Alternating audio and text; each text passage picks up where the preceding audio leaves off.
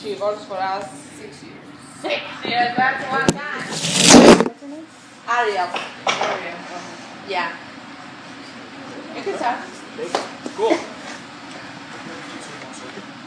So we just, for starters, we're just going to show you a short, like 20-minute video introduction about the company and what you expect at work. It's nice, so just watch it, have fun. Like Katrina said, just keep you informed. There's a few things that could be part of the test on the videos, on the video that we will show you, so try not to miss it. It's like a 90% that you'll have at least 5%. Exactly. Awesome. Still 1% chance.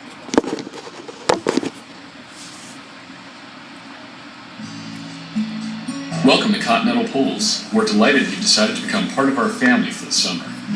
Over the next few weeks, we will teach you the skills and responsibilities a lifeguard needs to give every pool user a safe and fun day in the sun.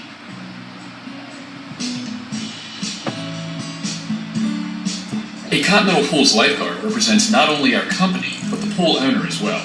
You are the voice of authority in enforcing safety rules and responding to emergency situations. But it's equally important that you have great people skills, because you will be interacting with the pool owners and other Continental Pools employees in addition to the pool patrons. Your smiles, positive attitude, and commitment to providing a safe and friendly pool environment will lead to success for all of us. If that sounds like a lot to learn, don't worry. You will always be supported by experts, trainers, and supervisors while you're on the job, and you will always be able to reach someone in management if you have any questions or problems. At Continental Pools, you're never alone. When you joined Continental Pools, you became a member of the leading pool management service on the entire East Coast. We started in 1987 with 23 pool accounts, and today we have over 400.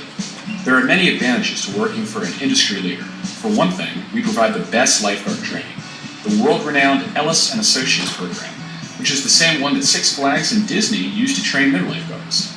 Plus, every lifeguard goes through the training every year, even if you were with us in previous years, to make sure your skills are sharp and ready to go. This is our official mission statement. To put it more simply, we believe that we should treat each other as nicely as we do the people who are paying for our services.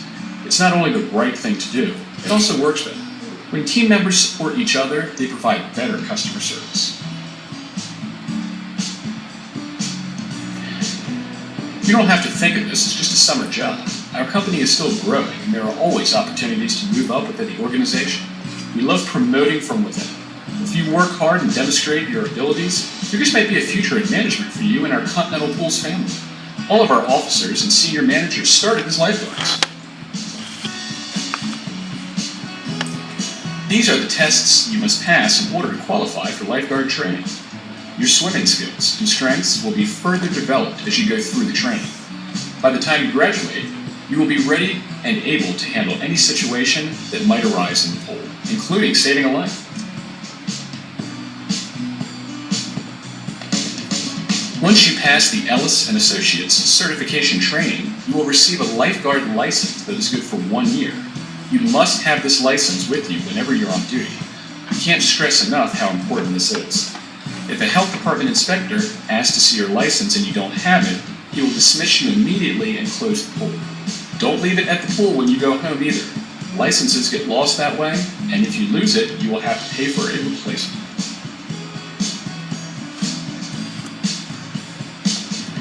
Continental Pools has many pool clients around the area, so there will probably be at least one that's close to where you live. Your staffing coordinator will work with you to find the best place to have a successful summer. Your staffing coordinator will also assign your pay.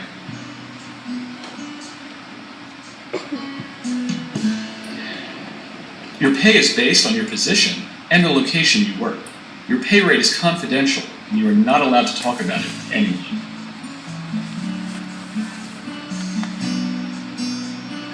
Which would you prefer? Pay cards allow you to access your money quicker than receiving a paper check. They also allow us, as your employer, to make corrections faster in the event your hours were not reported correctly. Comdata pay cards can be used anywhere MasterCard is accepted, and all point-of-sale transactions are free. So how do you get your money? After we load up your card, your first transaction is free. We recommend you take advantage of this free transaction and move your money to your primary bank account. Cardholders will also receive 1 free ATM withdrawal and 1 free bank teller withdrawal per pay period. If you decide to keep your money on the card, all point-of-sale transactions can be made at no cost. Although there are a lot of ways to access your money at no charge, it is important that you understand not all transactions are free. To avoid any unexpected fees, make sure you review your Comdata pamphlet that will arrive with your pay card. Each Continental Pools office is divided into regions, headed by regional managers. The regional manager, assistant regional manager, and safety auditors are responsible for customer service, the assigned staff members, and overall operations within their region. Each region is further subdivided into smaller geographical areas that are overseen by an area supervisor. The area supervisor will visit your facility several times each week to make sure you have all the resources and support you need to provide a safe environment. This person will also conduct in-service training with you on a regular basis to keep your skills fresh and your confidence high. The staffing coordinator will be your point of contact for your schedules throughout the summer. Before you begin working at your chosen pool, your area supervisor will give you all the details about that particular facility and the procedures you will be expected to follow and enforce. This could include entrance procedures, filtration system operations, pool pass policies and procedures, site-specific operations, and pool rules. The poolside orientation is your chance to learn as much as you can about your pool before swimmers arrive. Ask lots of questions. Every Continental Pools employee is required to wear a clean and presentable uniform while on duty. If you come to work missing any items, you might get sent home for the day. Facial hair must be groomed and long hair pulled back. We also reserve the right to ask any employee to cover tattoos or remove piercings. What is this guard missing? The answer is the hip pack. This is one of the most important parts of your uniform. The hip pack contains your protective equipment and equipment necessary to perform proper life-saving techniques, including CPR. After you have passed training, you will be mailed your original lifeguard license along with a copy of the license. Please sign both the original and the copy of the license, then mail the copy in self-addressed stamped envelope, which is also included in the packet. You will need your PIN number to clock in and out of work each day. This is how our timekeeping system keeps track of the hours you've worked. So if you don't use your PIN, your paycheck might not be accurate. When you arrive at the pool each day, the first thing you will do is go to the pool's landline clock-in phone. Call the clock-in number and enter your PIN. This phone is linked to our time-tracking payroll system and is the only one that will accept your PIN. Calling from your cell phone or home phone won't work. When it's the end of your shift, follow the same procedure to clock out.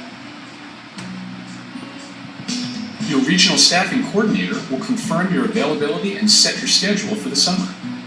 Shortly after you complete training, you will be able to view your schedule online. It is your responsibility to confirm your schedule and verify that it is correct. Once you log in to the Lifeguard portal, click on the My Schedule tab and confirm all shifts to acknowledge that you know your schedule for the summer. If you see a mistake, please let your staffing coordinator know immediately. We also ask that once the schedule has been distributed, you don't change it unless you absolutely have to. Our timekeeping system will only pay you for the shifts you are assigned on the schedule. If you try to clock in for someone else's shift, it won't find your name on the schedule and won't register those hours worked. You might be wondering, what will I do if I need to trade shifts or have my shift covered by another guard? The swap board feature of your online schedule allows you to post a shift you have already accepted so another guard can pick it up. You will only be able to place a shift on the swap board 72 hours prior to the start of your shift, so plan ahead. It is extremely important that you understand you are still responsible for your shift if no one picks it up. Placing a shift on the swap board does not guarantee the day off. Looking for additional hours? On the right-hand side of your online calendar, you will be able to view all available shifts at the pools you have been assigned to. Open shifts have not been assigned to anyone and are free for the taking. While swap requests are shifts another guard is hoping to give up, trade, or split. Once you accept a shift, you own the shift, so make sure you do not have any other commitments that will prevent you from showing up. At Continental Pools, we define customer service as something much more than providing a specified service in exchange for money. We believe that true service is providing the quality and going the extra mile to fully satisfy the needs and wants of the customer. It is more than just performing the duties listed in our job description, because we also have a duty to ensure that every person we interact with walks away pleased with the results of our actions. These tried and true steps will help you diffuse antagonistic situations and resolve complaints to everyone's satisfaction. Listen, be open-minded and gather all the information possible to ensure you fully understand the complaint. Always remain calm and polite. Repeat. Once you believe you understand the issue, repeat the complaint back to the person in your own words. Empathize. Without admitting any fault, confidently assure them that something will be done. Follow up. After you believe you have resolved the issue, follow up with a report including what the issue was, what was done to resolve it, and the steps you will take to prevent it occurring in the future. Make sure you communicate this to your area supervisor and management team. If you encounter a problem that you can't resolve, always call our office and turn it over to a manager. Our offices stay open from 8:30 a.m. to 8:30 p.m. 7 days a week just to support you. Each property has a set of guidelines and rules that must be followed by members, guests, and staff. As a lifeguard, it is your responsibility to learn and enforce those rules. In addition, Continental Pools has its own established policies and procedures that must be followed no matter what location you're working at. The 10-20 Rule of Protection is our fundamental rule for safe lifeguarding. You must scan your entire zone of protection, from top to bottom and side to side, every 10 seconds.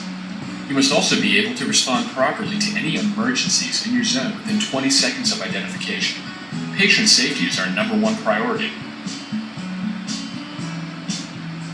Lifeguards and supervisors must all work together to make pool members aware of the rules and make sure those rules are being followed.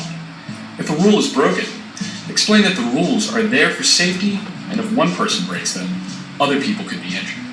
If a member constantly breaks rules, let your manager and supervisor know, and they will communicate with the property owners. Rule enforcement must be consistent, and that means 100% enforcement on everybody, every day. If you let one member get away with breaking the rule, and then enforce the same rule on someone else, they will be upset. Every facility has a lockbox that contains the pool keys. These keys are your responsibility. You need them to open the pool when you arrive and to lock up before leaving. In order to protect our client's property, our lifeguards must follow these key rules. Never take the keys home. Never leave the lockbox open. Never use the pool after hours. You might find yourself charged with criminal trespassing. And double check that all doors and gates are locked when you leave. Lifeguards are also responsible for seeing that only authorized persons use the pool. Each pool has a sign-in book, and every person that enters your facility must show a valid pool pass and sign in. No exceptions. Every member, every day. Each facility also has a protocol for invited guests, which you should know and enforce. There should be someone at the gate or sign-in book at all times. As a lifeguard, you should always be checking for pool passes. Our clients request and expect this as part of their contract. Vacuum your pool daily throughout the week to prevent any staining from debris. You must also check the skimmers and remove debris to allow proper filtration. Clean the bathhouse restrooms daily and check on them hourly to ensure your patrons have soap and paper products. The guard office is your room.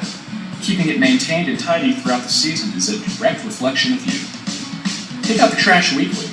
Contact your supervisor if you ever need more trash bags. Complete clear and accurate records, including chemical logs and sign-in sheets. Write legibly and keep them up to date. You never know when a health inspector might drop in. You and your supervisor are responsible for ensuring the pool is fully stocked. But remember, your supervisor is overseeing many pools, so it is your job to let them know when supplies are running low or have run out. If you need something right away, call the office. They will get a message to your supervisor. Continental Pool's lifeguards are expected to present a professional appearance and behavior whenever they're on the job. You can't leave the facility once you've clocked in, so you won't be able to go out for lunch. Pack a lunch and bring a large bottle of water to stay energized and hydrated throughout your shift. But only eat in the guard office, not on deck or anywhere pool members can see you, and especially not in the guard chair. Smoking is not permitted while on duty. Doing so will result in disciplinary action. It might be tempting to have friends and family visit you at the pool, but they won't be able to unless they are legitimate pool members and have a valid pool pass. So tell your acquaintances who want to chat or otherwise distract you, you really need to focus on watching over everyone's safety. Someone's life could depend on it. The same goes for using the pool phone to make personal calls. That phone is only to be used for clocking in and out, contacting the office, or calling 911. We use chlorine in all of our pools in liquid and solid form. Chlorine is a disinfectant and is extremely important for maintaining sanitary conditions in the pool. The pH measures how acidic or basic the water is. This is also important to keep the pool water clear and free of contaminants. Each county has a range for acceptable chlorine and pH levels that must be followed. You will take and record readings every hour. If either reading falls out of the acceptable range, adjustments must be made for allowing patrons to swim. If you are unsure of what to do, call our office immediately. To protect yourself while handling chemicals, you must wear the personal protective equipment, including apron, gloves, goggles, that every facility has available. This is a rule, not an option. These chemicals are dangerous and will hurt you and others if they are not used correctly. There is a binder at each pool with pool records that must be filled out daily. They are crucial to our safe operations and may also be asked for by the health inspector. Please make sure everything is being documented. If any rescue or first aid is performed, you must call our office immediately and fill out an accident report. Every single box on the report must be filled out completely, properly, and legibly.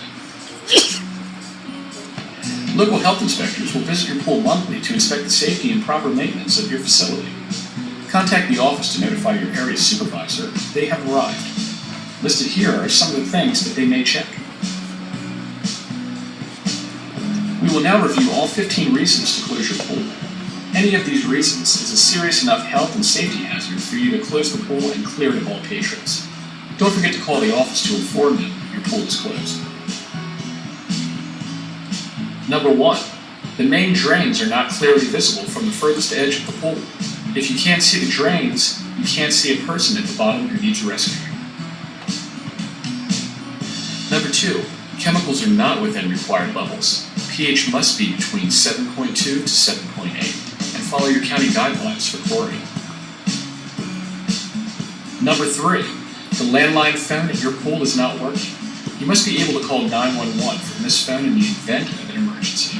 Your pool is not to be opened until you have a working landline. Number 4. The pump is not working for more than 1 hour. If the pump is not working for more than 1 hour, then no water is circulating throughout the pool.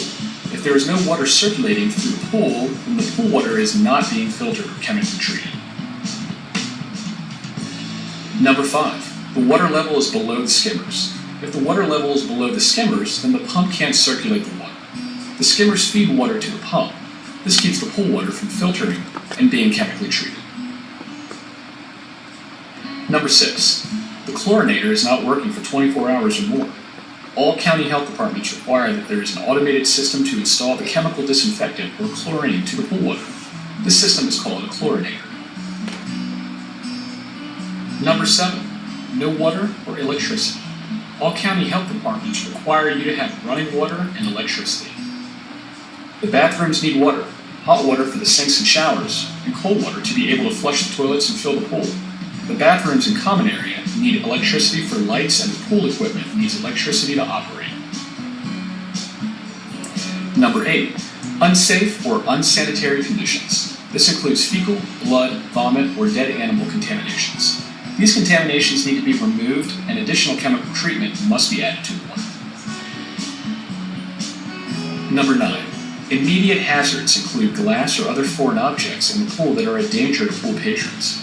Anything that is a potential danger to your patrons is an immediate hazard. Number 10. You do not have your original lifeguard or pool operator certification.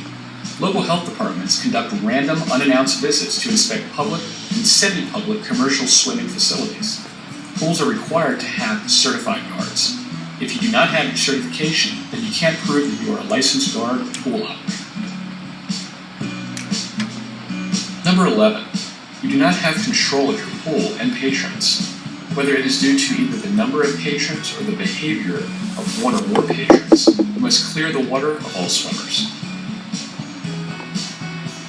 Number 12. You are unable to perform your job and duties competently and protect all patrons from danger and injury. If for any reason you cannot perform your job duties competently, you must close the pool. For example, a broken arm will not allow you to perform a water rescue. Number 13. Inclement weather. Any sightings of lightning or sounds of thunder require your facility to be closed immediately. Patrons must leave the facility during the period of closure. Number 14. Missing vacuum port covers. This cover must be securely in place anytime the pool is open to swimmers. It is your responsibility to not lose this cover and always replace it when you're finished vacuuming. Number 15. The main drain cover has come off or is loose or unsecured. The main drain is located at the bottom of the pool and is directly connected to the suction of the pool motor. If the cover is off or loose, the main drain becomes a serious entrapment hazard for all pool patrons. Continental Pools is delighted to offer outstanding lifeguards a chance to earn bonuses or recognition as a reward for helping us serve our customers better. Here are some of them.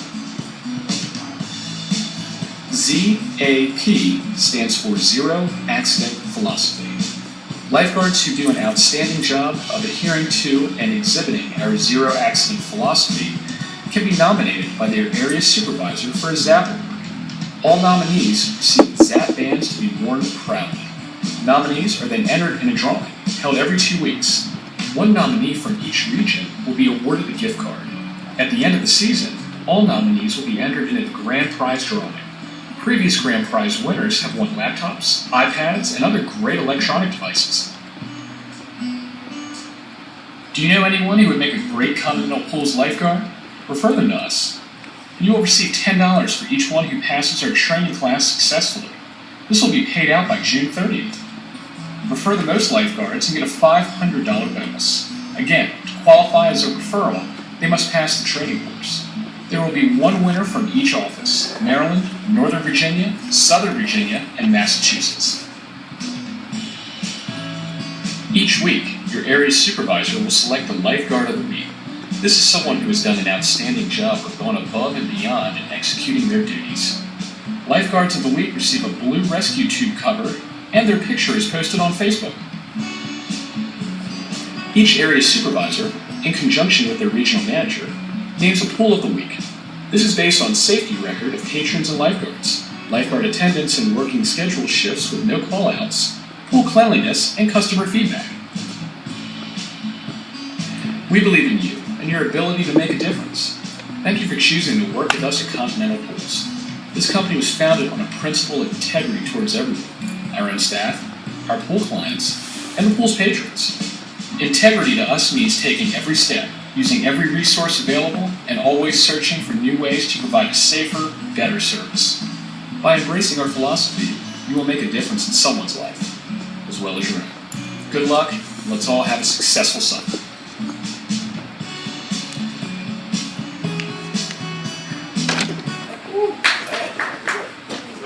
Oh yeah. I won 3 Oscars. So first thing first, everyone on your feet. Up, up.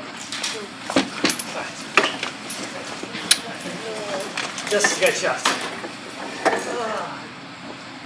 I know I almost fell asleep, but my leg is numb right now. Just to get shot, I don't want to sleep. Right. Sit down. So we're just going to talk about a few things about the video. First thing they mentioned, they talked about treat people like you want to treat yourself. That's their golden rule. Most of you know it. don't be rude to people, so they can, they just get messy. Most of the pools are small and easy to handle, and the residents are so nice. I work with multiple pools, and they never had a problem with them. With this class, we're gonna teach you some, rescue breathing, CPR, first aid, easy things to learn. The only thing you guys need to do and have the ability to do actually is pass the swim test, which is just 100 yards, get a break from the bottom of the water, and trade for 1 minute. If you can do that, you're guaranteed to pass the class. Everything else is learning the actual skill. Everyone should be able to do that. So also, they also mentioned in-service training. After we finish with you guys and you learn everything we can teach you, your supervisor will, between now and then, come and be like, okay, you can throw like a dummy in the water, like, okay, perform a rescue. And you can do all the CPR or rescue breathing or whatever needed for that dummy to make sure that you guys still know your skills. The clock in and clock out function they told you about, you have it in, but now it's online. You just go to your pool, you have to have your GPS turned on. You go to your pool area and just clock in. They still have the function of using the phone at the pool, but you can literally take out your phone once you're at the pool, clock in. Also, one of the slides they mentioned the 10-20 rules. Do you guys remember what is that stand for? 10 for scan, 20 for respond. Yes, thank you. 10 seconds to scan your whole zone of protection. Every 10 seconds. Every 10 seconds. 20 seconds to respond and get to your guests that need to be rescued. Which means you're scanning the pool, the entire area that you are in charge of should be seen every 10 seconds. Every inch of that area should be seen at least once every 10 seconds. Once you see spot the guest. Once you spot a guest in distress, you have 20 seconds to respond. Okay? Whatever that might entitle, depending on the situation that you see. Again, for all pool sizes, 20 seconds more than enough to get to somebody. And don't play favorites in the pools. There's always that tempting little kid that, like, oh, you're so adorable, go ahead, do whatever you want. Don't do that. People talk outside of the pool. So if you let someone get away with one thing, everyone else will expect to be able to do the same thing. And if you don't let them, they'll complain. Be nice to one person, and it may, be a huge pain in the future. Yeah. I mean, be nice to people, but don't bend the rules. And last thing, it must be, your friends tend to be like, hey man, can I visit your pool? I'm not going to talk to you, I'm just going to swim and that's it. You can't really bring anyone to your pool area. That's still, it's a summer job, I know, and it seems very chill, but you can't, you still do your job, you can just have friends. And that's basically it. I think I've in the slides. I don't think I missed anything. So, next. Head packs. You guys open them, you will find a couple of things.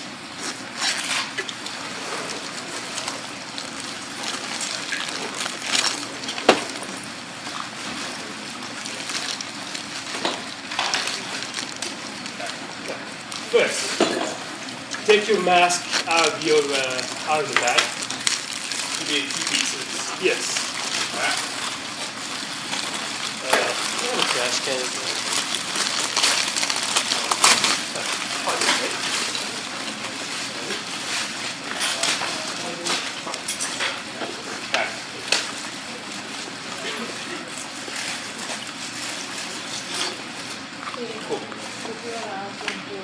Oh, right there. Shoot. I want to. No, I'll just take it. Okay, so I'm giving every table a Sharpie, or I'm giving 3 out of the 4 tables a Sharpie. Put your initials on your face mask. Which part? The top part? Yeah, right here. Right at the top. Just make sure that you guys don't switch yours up. You always know which one's yours. we're going to actually be breathing into these, not receiving air, but breathing into them, and we prefer not to have everyone share anymore.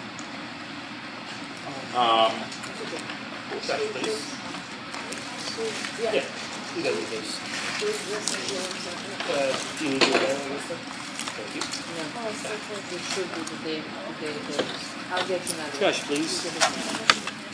No, those. You guys don't need those. You guys don't need those.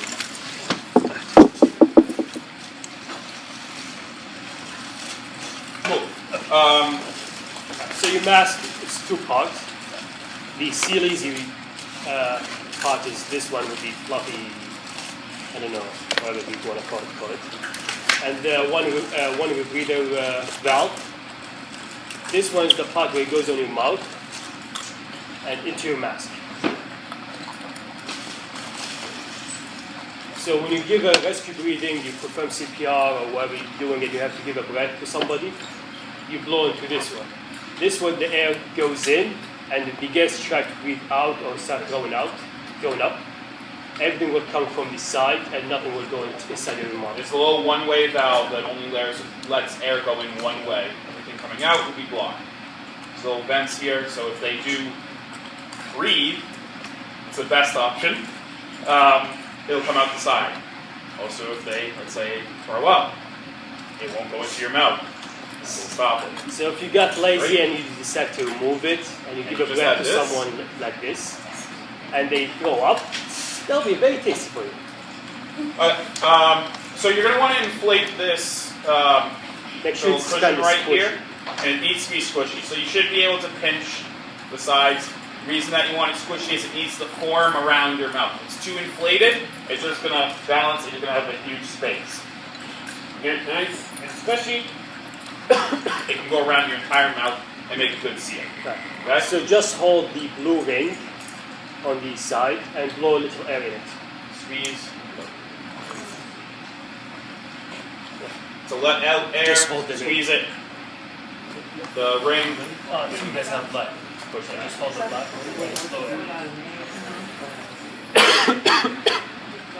Make sure it's not too blown up. Make sure it's nice and squishy.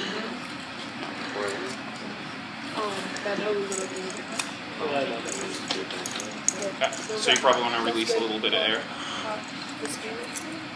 Yeah, a little bit of air. So, and this one at the same time. Yeah.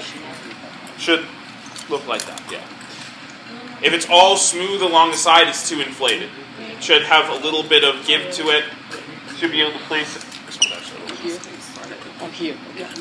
Should be able to place it around your mouth and have it make a good seal. Oh, I'm so sorry. You only got a little bit there.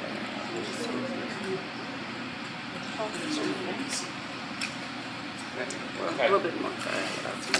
You guys done with that Sharpie? Okay. That table? Big Sharpie? Okay. You done with this Sharpie? Here, I'm done with this. You want to be able to squeeze it out? And do you guys have a Sharpie? Or strain it too much? I think Initials? No, Nick got me. If I need to have like a, it would be a good example. If he's coughing, he's not joking. Yeah, exactly. There's something just for in here. Remember when I learned that as a kid? If you're coughing, you're not joking. Let me get some. Alright, that's another thing. If anyone needs water, we are going to be doing some physical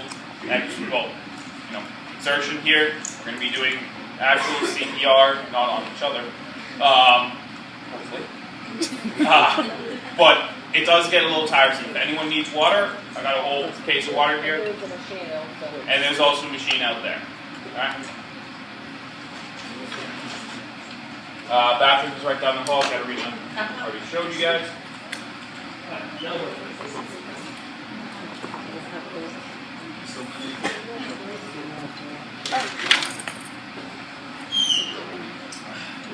have a question.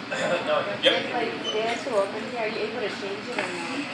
Can I get another one or you just? Yeah, it will be replaced because Bob is and If you're in the middle of CPR, it can be rinsed. yeah, you can just flush them in the water. But after you finish, let's say perform a rescue and it's all dirty, just give it to your supervisor and hopefully you know. So if someone throws up, they're most likely not going to be CPR. Well, you will stop at your rescue because we'll explain why it, but you're not going to be continuously breathing easily to them. We confuse them out. Yeah, you can confuse them. Also, in your hip pack, you should have a whistle. Yeah, we don't call it fanny pack, by the way. You have to be professional. You wear it on the side, not right. Okay. Okay, so for your whistle, we don't wear it around our necks, we put it around our wrists. The reason why is if it's around your neck and you know you try to get someone out of the pool, people panic when they start drowning. I'm like, oh, it's a rope, I'm gonna help myself up. So we try to keep it around your wrist. It's much safer that way. And Even if- easy access. So if you don't know how to put it, just on your wrist. Most of you can do 2 loops. Yeah. I am a big Depends person. how big is your therefore hand. only one. Yeah.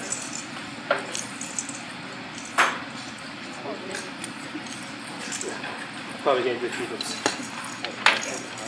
So, 1, 2, And there you go. Yeah, just keep on doing it. You have to go one more go. there.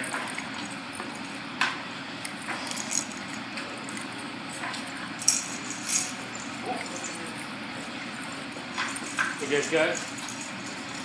Anyone confused? I know it's a hard math. When I was training to be an instructor, I had this around my neck. I got caught in the tube. This little metal part bent, and it sliced my hand. Because it's around my neck, it's right here. I have my tube right here. I went to go remove it, and it sliced it. So even if someone's not strangling you, it's still not a good idea to ever have it around your neck. This is always You guys have the weights back in here? I don't think you guys do.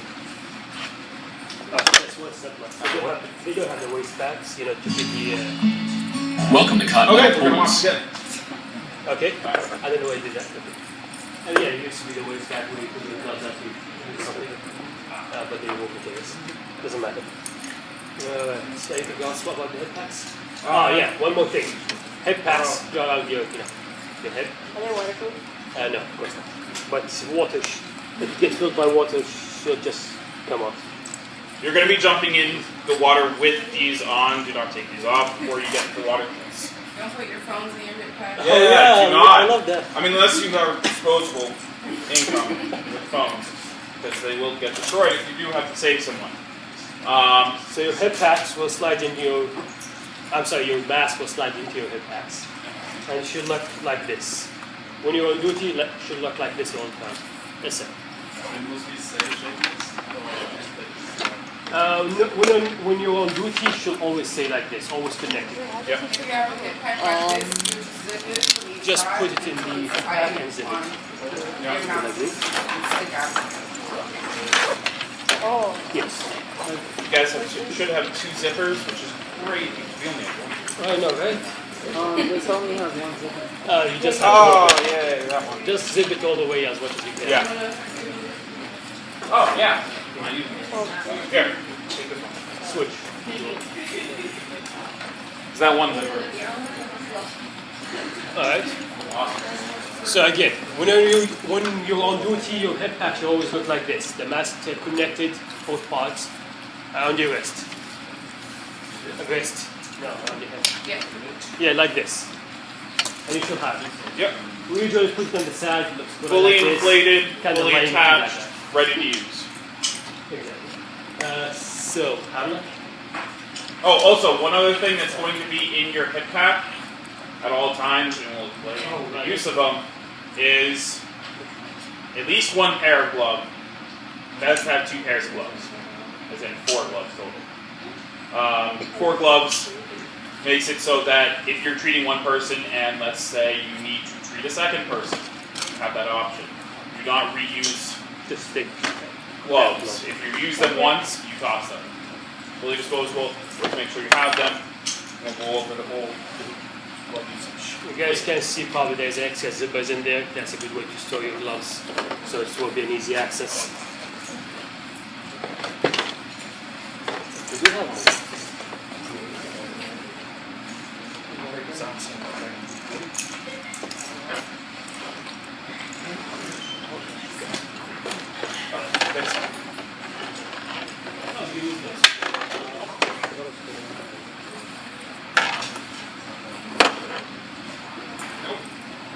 Attention.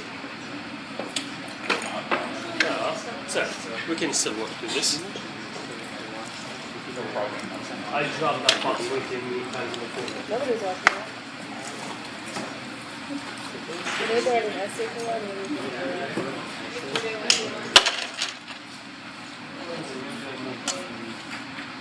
It's this paper. I'm gonna put these on.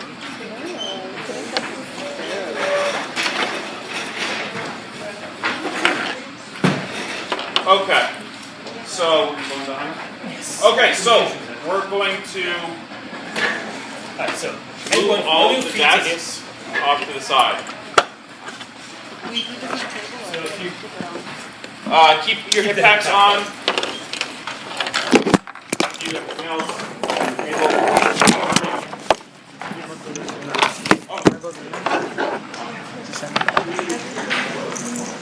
Yep. Now it's So, I'll have the substitute. break. No, substitute. wait,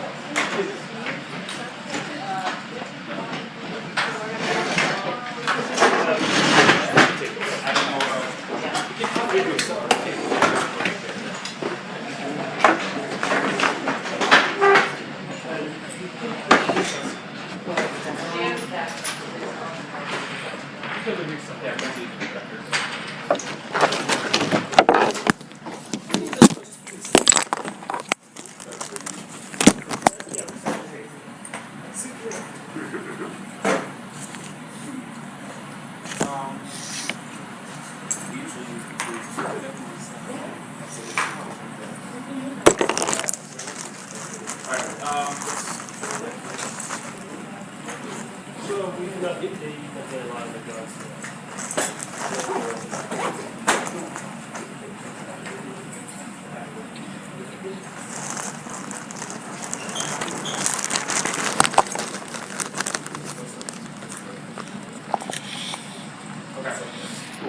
So,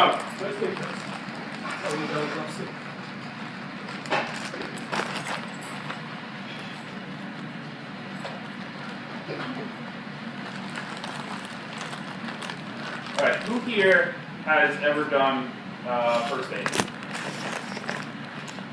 Or burn? Alright, who here knows what the Heimlich maneuver is? What? Heimlich maneuver. Yeah, bubble.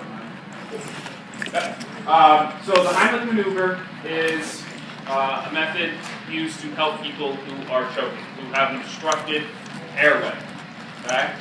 That means that something is in their throat preventing their lungs from gaining access to air. Okay? If someone is coughing, that means that there's still a passage. Okay? So when someone is actually choking with a completely obstructed airway, won't hear it. They make no sound. Okay? Universal symbol for choking is holding your neck. Most people, they'll in some way touch their neck when they're choking. It's a scary thing, and you actually feel it in your neck. Anyway, so when you see someone who's choking, they might come up to you. You might see them have to respond. First thing you do, introduce yourself. Okay? Say, I'm a lifeguard. I'm here to help. Are you choking? Can I help you? Right? Make sure you get permission. Right? If I just walk behind someone and start thrusting, I'm going to also freak them. They're going to freak out. Right? Elbow, everything. Make sure you introduce yourself. Make sure you ask permission. Right? What happens if they say no? I don't want help. Or if they say no, they don't want help. Goodbye, good luck. Then they're not choking. What if they shake their head? You say, can I help you? And they go, no. What do you think you should do? For help or? You can ask them again. But should you go ahead, help them? You know they're going to probably pass out. No, you don't, right? It's one of the things you need to be sure with the lifeguard. You need consent. Yes. Why? So if you really want to save a person, you must try to save it. Yes. If they say no, you see that really your life depends on it. If their life depends on it,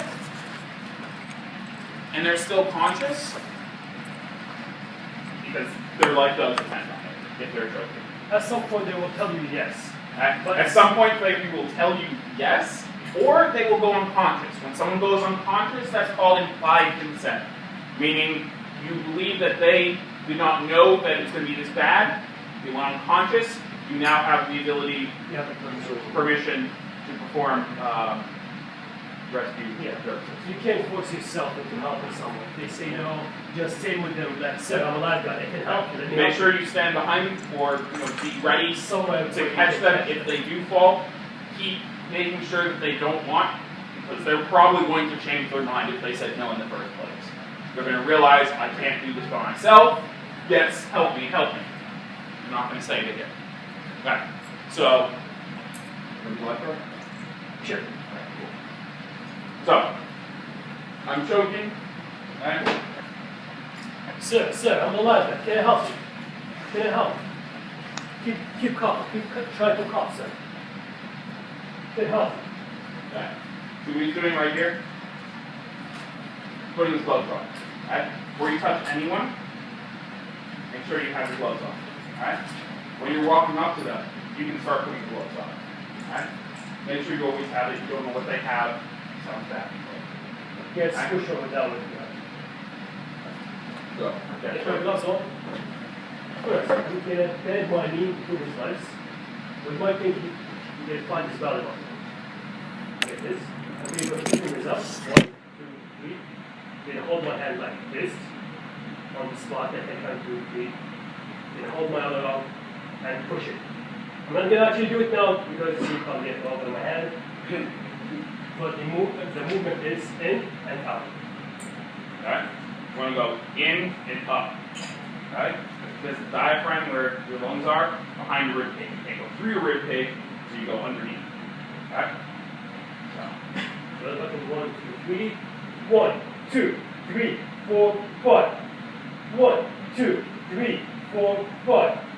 1, 2, 3, 4, 5. 1, 2, 3, 4, 5. You keep going until, yeah. What happens if it doesn't work? We're going to get there. Yeah. So you are going to keep going with the Heimlich maneuver until we say you either pop or drop. Okay? Pop meaning something comes out, they start breathing, they start coughing. Okay? Whatever's lodged in there comes loose. Okay? Or drop. As you were saying, they go unconscious, they fall. Okay?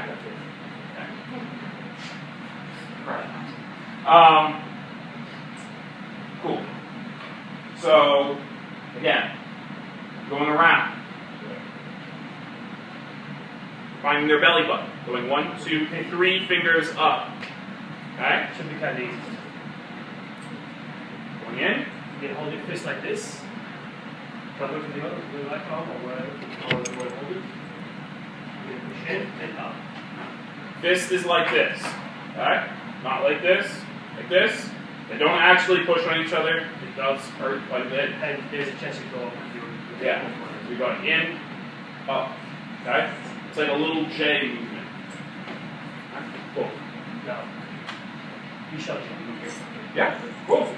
So, during this class, we're going to have you guys play Lifeguard and you guys play Guest. Okay?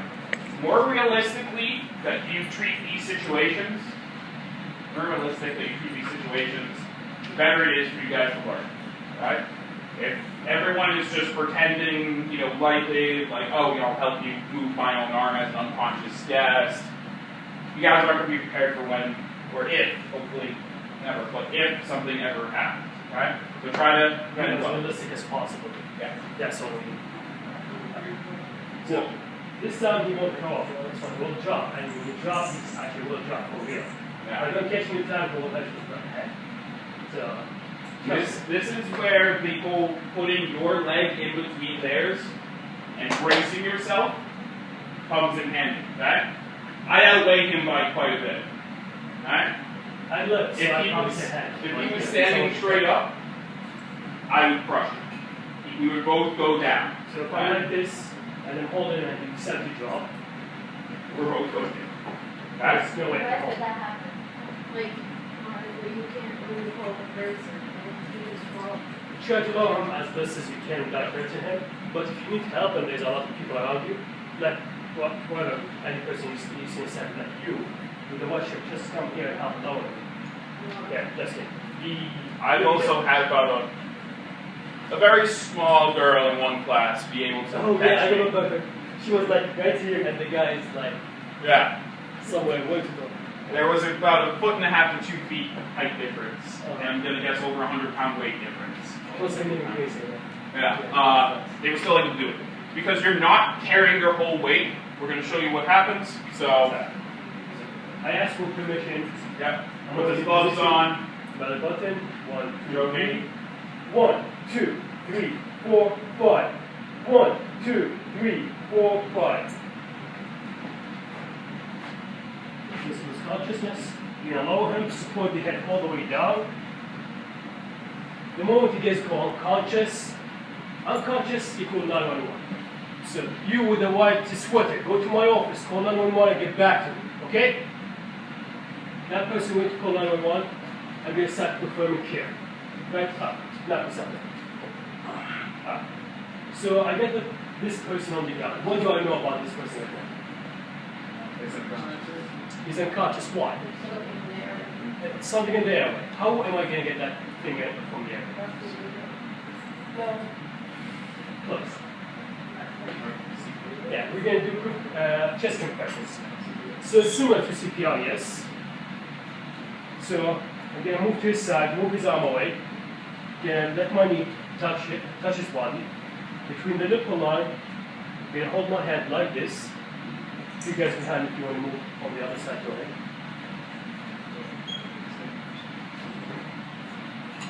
Between the nipple line, I'm going to hold my hand, and I'm going to perform daily chest compression. 1, 2, 3, 4, 5, 6, 7, 8, 9, 10, 11, 12, 13, 14, 15, 16, 17, 18, 19, 20, 21, 22, 23, 24, 25, 26, 27, 28, 29, 30. Take chest compression, I'm going to look in the mouth. If I see, let's say he ate a piece of chicken and it's stuck in there, I'm going to grab it, put it somewhere, save it for later, so good. I'm going to move behind his head. Now I'm going to check if that piece of chicken was walking in the air. I'm going to give him 2 breaths. This is your mask, the seal easy part. You're going to hold it on his mouth. I'm going to hold for a second. Guys, can you follow your jaws? The tip, the end, the very end. That's Jawbone right here. That's what you're going to hold. Not here, not here, not here. Right here. So, can all of you guys get behind that jawbone right now? Okay? You get used to feeling it, okay? Both sides, what you're going to be doing with the guest, you're going to be taking that jawbone and pushing it slightly forward. So you have an under fight. It's not a very, It's not comfortable. it's not a comfortable position. If you do it right, it'll probably hurt them a little bit. It won't do permanent damage, but it won't be as good. It's just not comfortable. It's not good. That's it. So like this, you're opening up the airway with that. And Right? you tilt the head to this back. So we just bridge? No, push forward. Push I'm forward. pushing this way. So I'm grabbing this, and I'm pushing out. Okay? When I'm doing it with a guest, I'll be like this. I'll be tilting like that.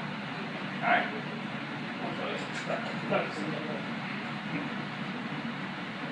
My thumb is going to be on the mask. Some of your masks have like small drawing of where you put your thumb, so that will be handy. You're going to hold it in space, hold this jaw, and you're going to pull this jaw back, pull the whole neck back. You see how the tip of the mask pointed on my chest? That's how it's supposed to be. You're going to rest my elbow on my lap, and you can tip it. Breathe. If the first breath doesn't go in, that's my fault. I was scared, my head shaking, I put it on his nose instead of his mouth, and pay attention. Okay, put in my mask now, okay, fix his head. And give him another breath. See if this one. If the second breath did not go in, what do you think then? I'm just going to go back to just the question. Now, how do you guys think you tell if breath goes in or not? The chest. So where are your eyes when you're breathing into them? On their chest. Okay? See, a lot of people breathe in like, breathe, breathe. That's us. Don't do that. Eyes on the chest. Okay? Let's go over from kind of. Actually, was planning to get to recover this. So, that was something. So, I did my 2 breaths. I was looking at the chest, and the breath did not go in. You guys, like you said, I'm going to try to do it one more time.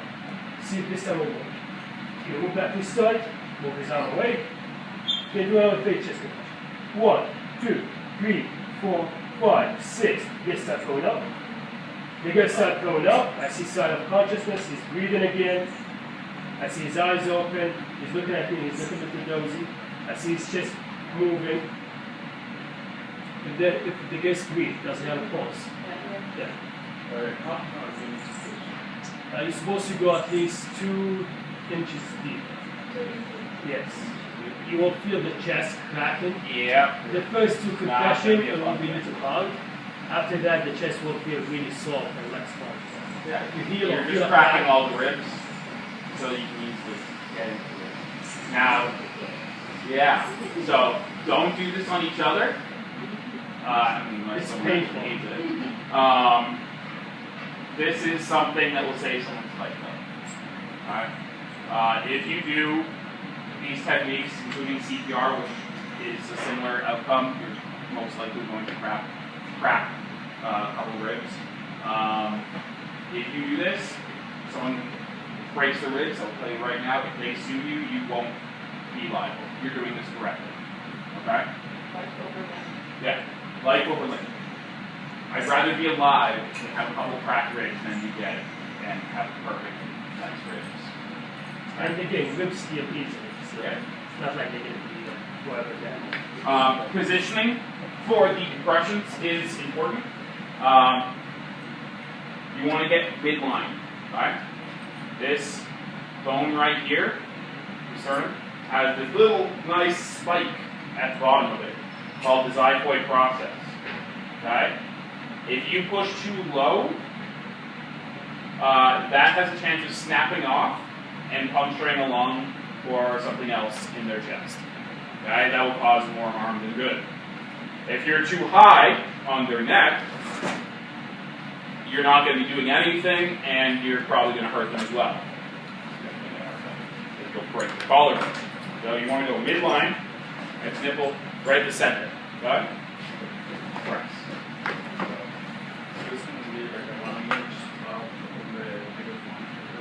So it will be, if you find your chest, it's going to be right between the nipple line. Okay. Right in the big, it's hard place. Right here, it's a little squishy. Okay. Good. So, My guest start going up, I see sign of consciousness. I'm going to put this guest on a recovery position. While I'm waiting for 911, I'm not going to leave him lying down like this because he will choke on his own vomit. I'm going to move him to his side. Then take the closest leg to me up, the closest arm to me on his chest, on the opposite chest. The furthest arm, I'm going to put it all the way up. I'm going to support the head and the neck, lower body, and I'm going to tilt him to the side. I'm going to leave him like this. So He can breathe. He was breathing. He's breathing, you see, well, he doesn't have to be conscious, but you see him breathing, and he's going out. Yeah. Just going to put him in a recovery position, wait for another one. So, yeah. Hold on, not the same. Leg, arm, or arm. So what's So he's going to be like, having a little pillow, he's going to hold himself. This is to allow me to actually roll over and my head can lie on my arm. This arm across the chest is to stop me from rolling over completely. Okay?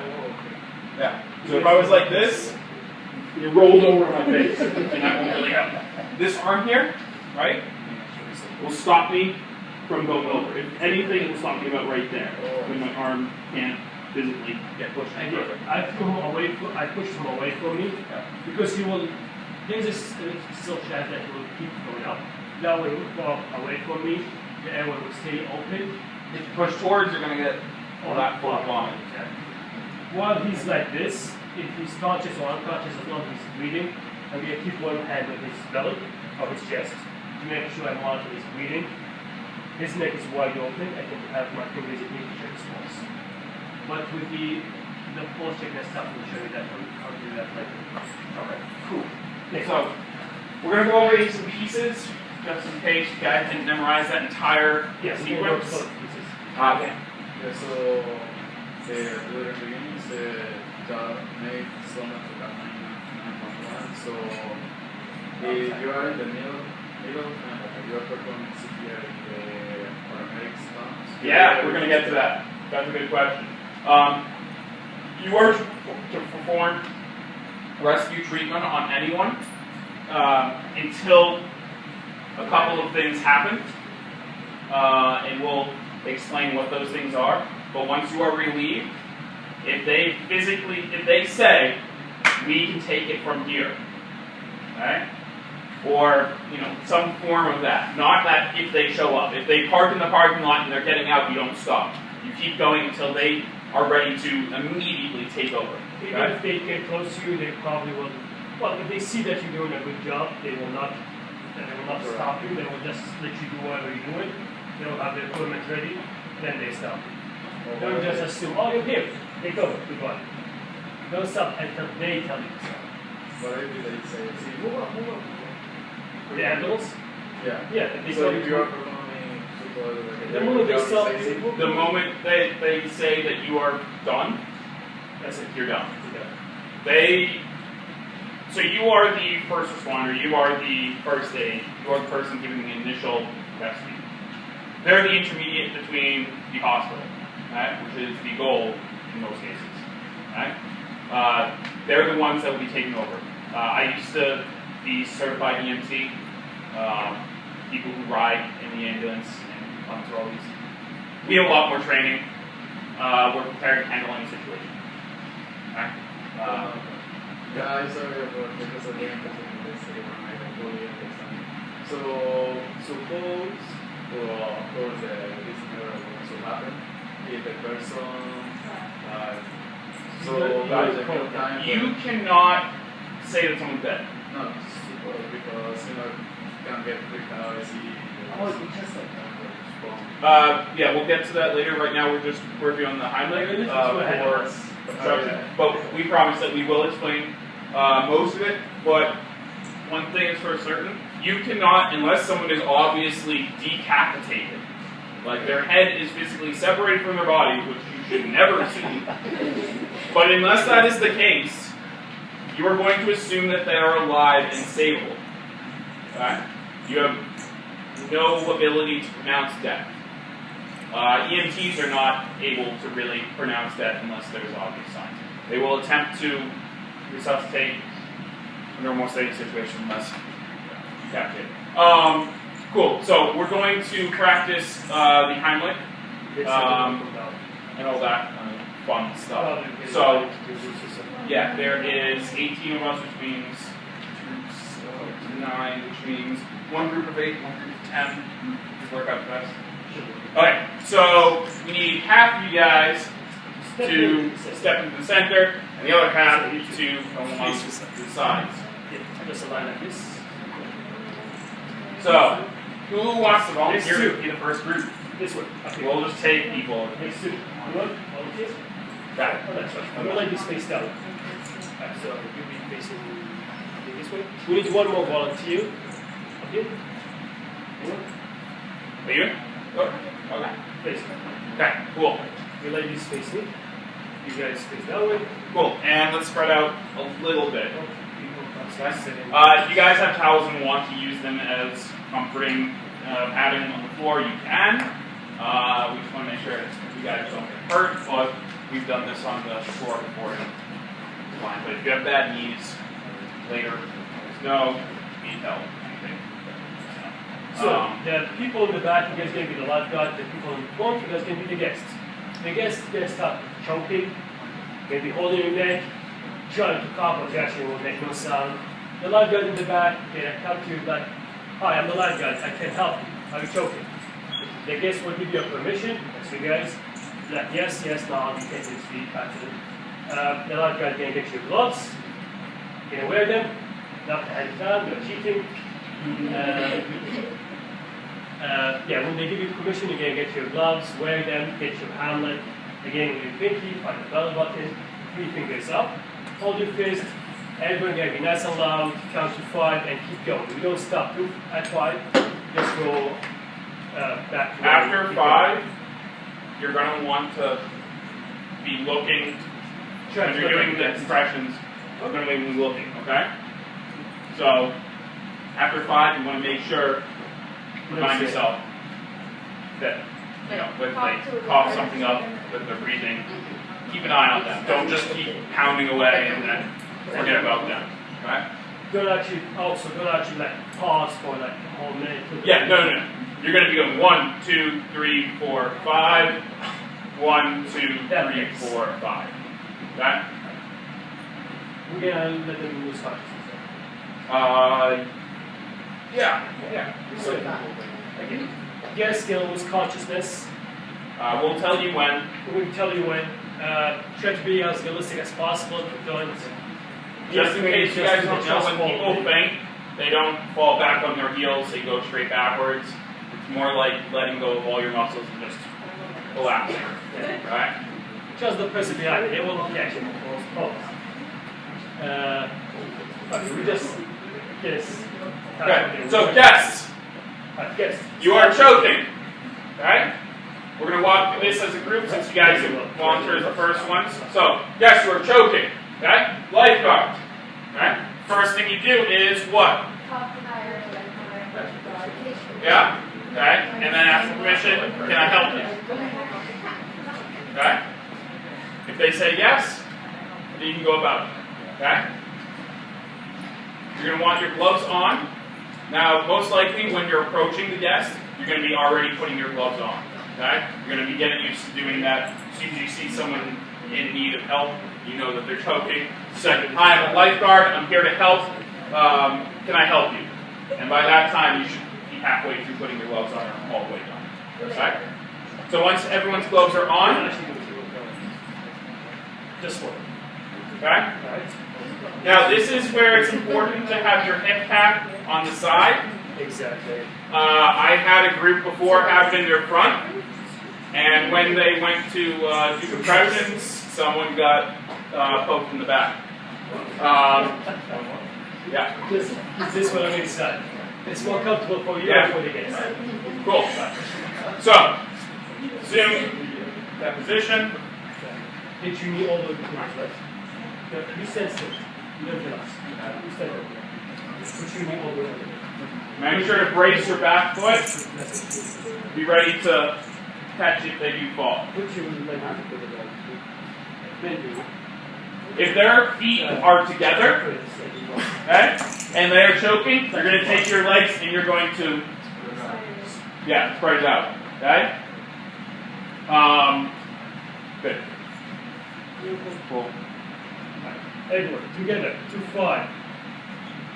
Do not Do the push movement, in. do not press in. Yeah, do the movement. Yes. Okay? 1, 2, 3, 4, 5. Long. 1, 1, 2, 3, 4, 5. Edward. 1, 2, 3, 4, 5.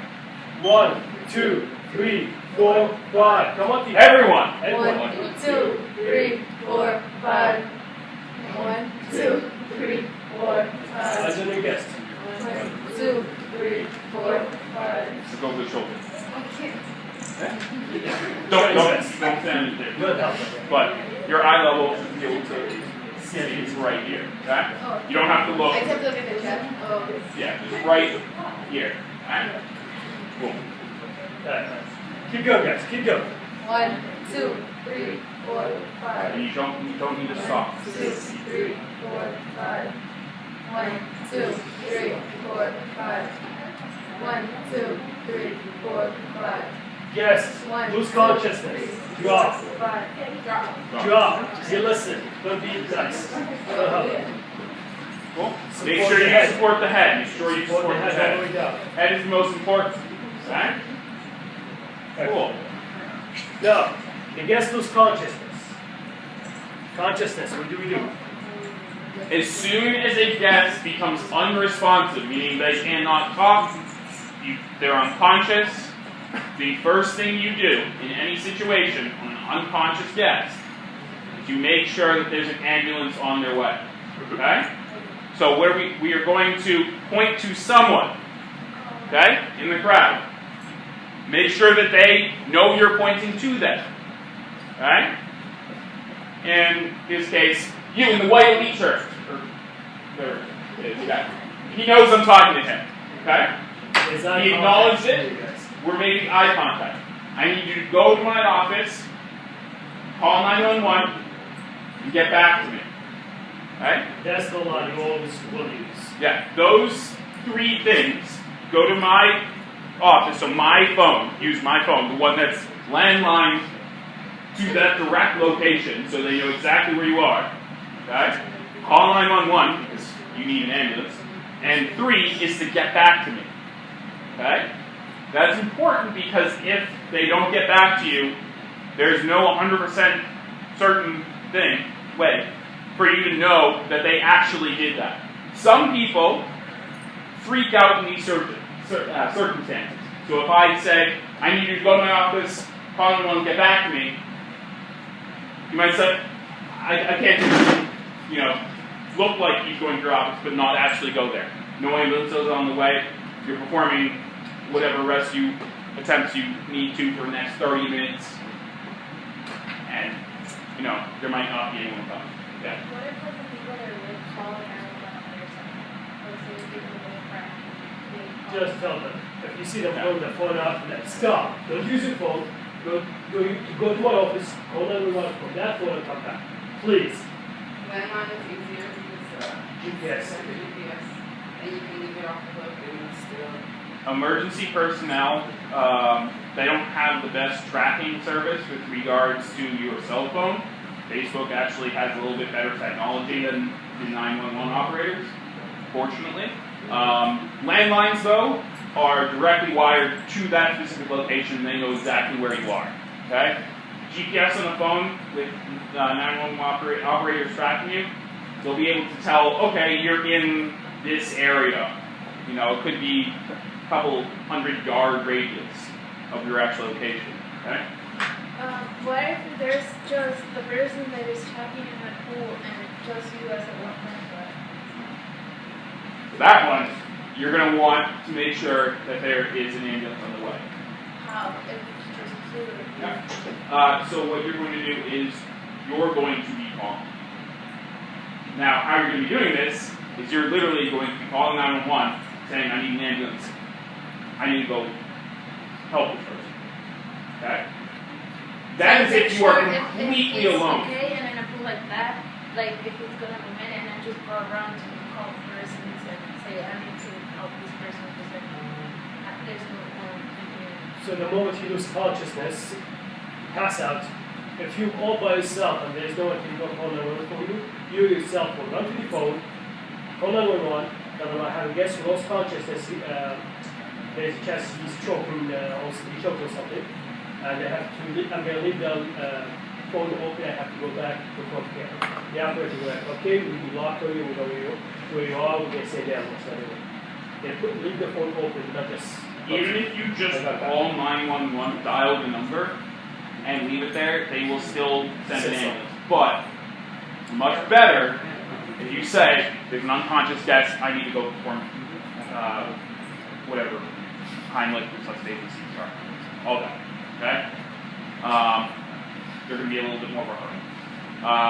If there's a child, and you say there's a child, they're probably going to be even more in a hurry.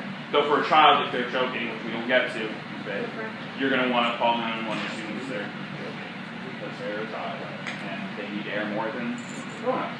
But anyway, we're working with adults right now, so I need everyone to find someone in the crowd, point to them, say, you in the black shirt, yes, you. When you go to my office, call 911, get back to me. Okay? I want you guys to do that right now. Find someone. Everyone. Alright, let's try it one more time. Okay, before this again. Everyone point at Nick, and be loud, be rude, different faces, and all them to follow Okay? that. Everyone point to me. Let's do this as a group. Okay? Be loud. Even the people stand. Okay? Let's go.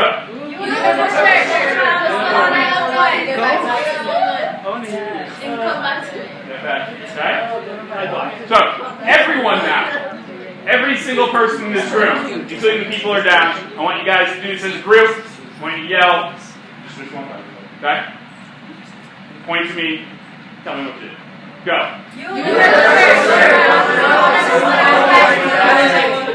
Okay. Now, it's going to be okay for right now, but I will let you know later on in this class, if I don't see you actually doing it, if I don't hear you, which is the main key because it's going to be loud, that's not right. It's not going to help. Most of the time, pool areas are loud. Okay? You're not going to be able to, I need you in those pictures. If you want to, you can go to the office come back to me, maybe. I need you to go. You in the pink shirt. I need you to go to the office. I need you to call 911. Go now. Go. I've had to do this over the summer. Yeah. I had to do this over the summer when we had a 911 call. Okay? And I will tell you, if you point to someone and you say, I need you to go to the office, and you call 911, and you get back to me. In my situation, everyone was frozen. They had no idea what they were doing. The person I was pointing to saw me, heard me, but couldn't do anything. I said, and you go now, go. Then he went. Okay? Make sure that they are going. Make sure that they know you are talking to them. Now, what's your question? What happens if, like, the person you're saving doesn't know any English or doesn't understand the language? Well, if he's unconscious, why does he need to speak to them? When you ask them, can I help you, if they don't understand you, how are they Can I help you is really simple in English. Most people help. At least most people know.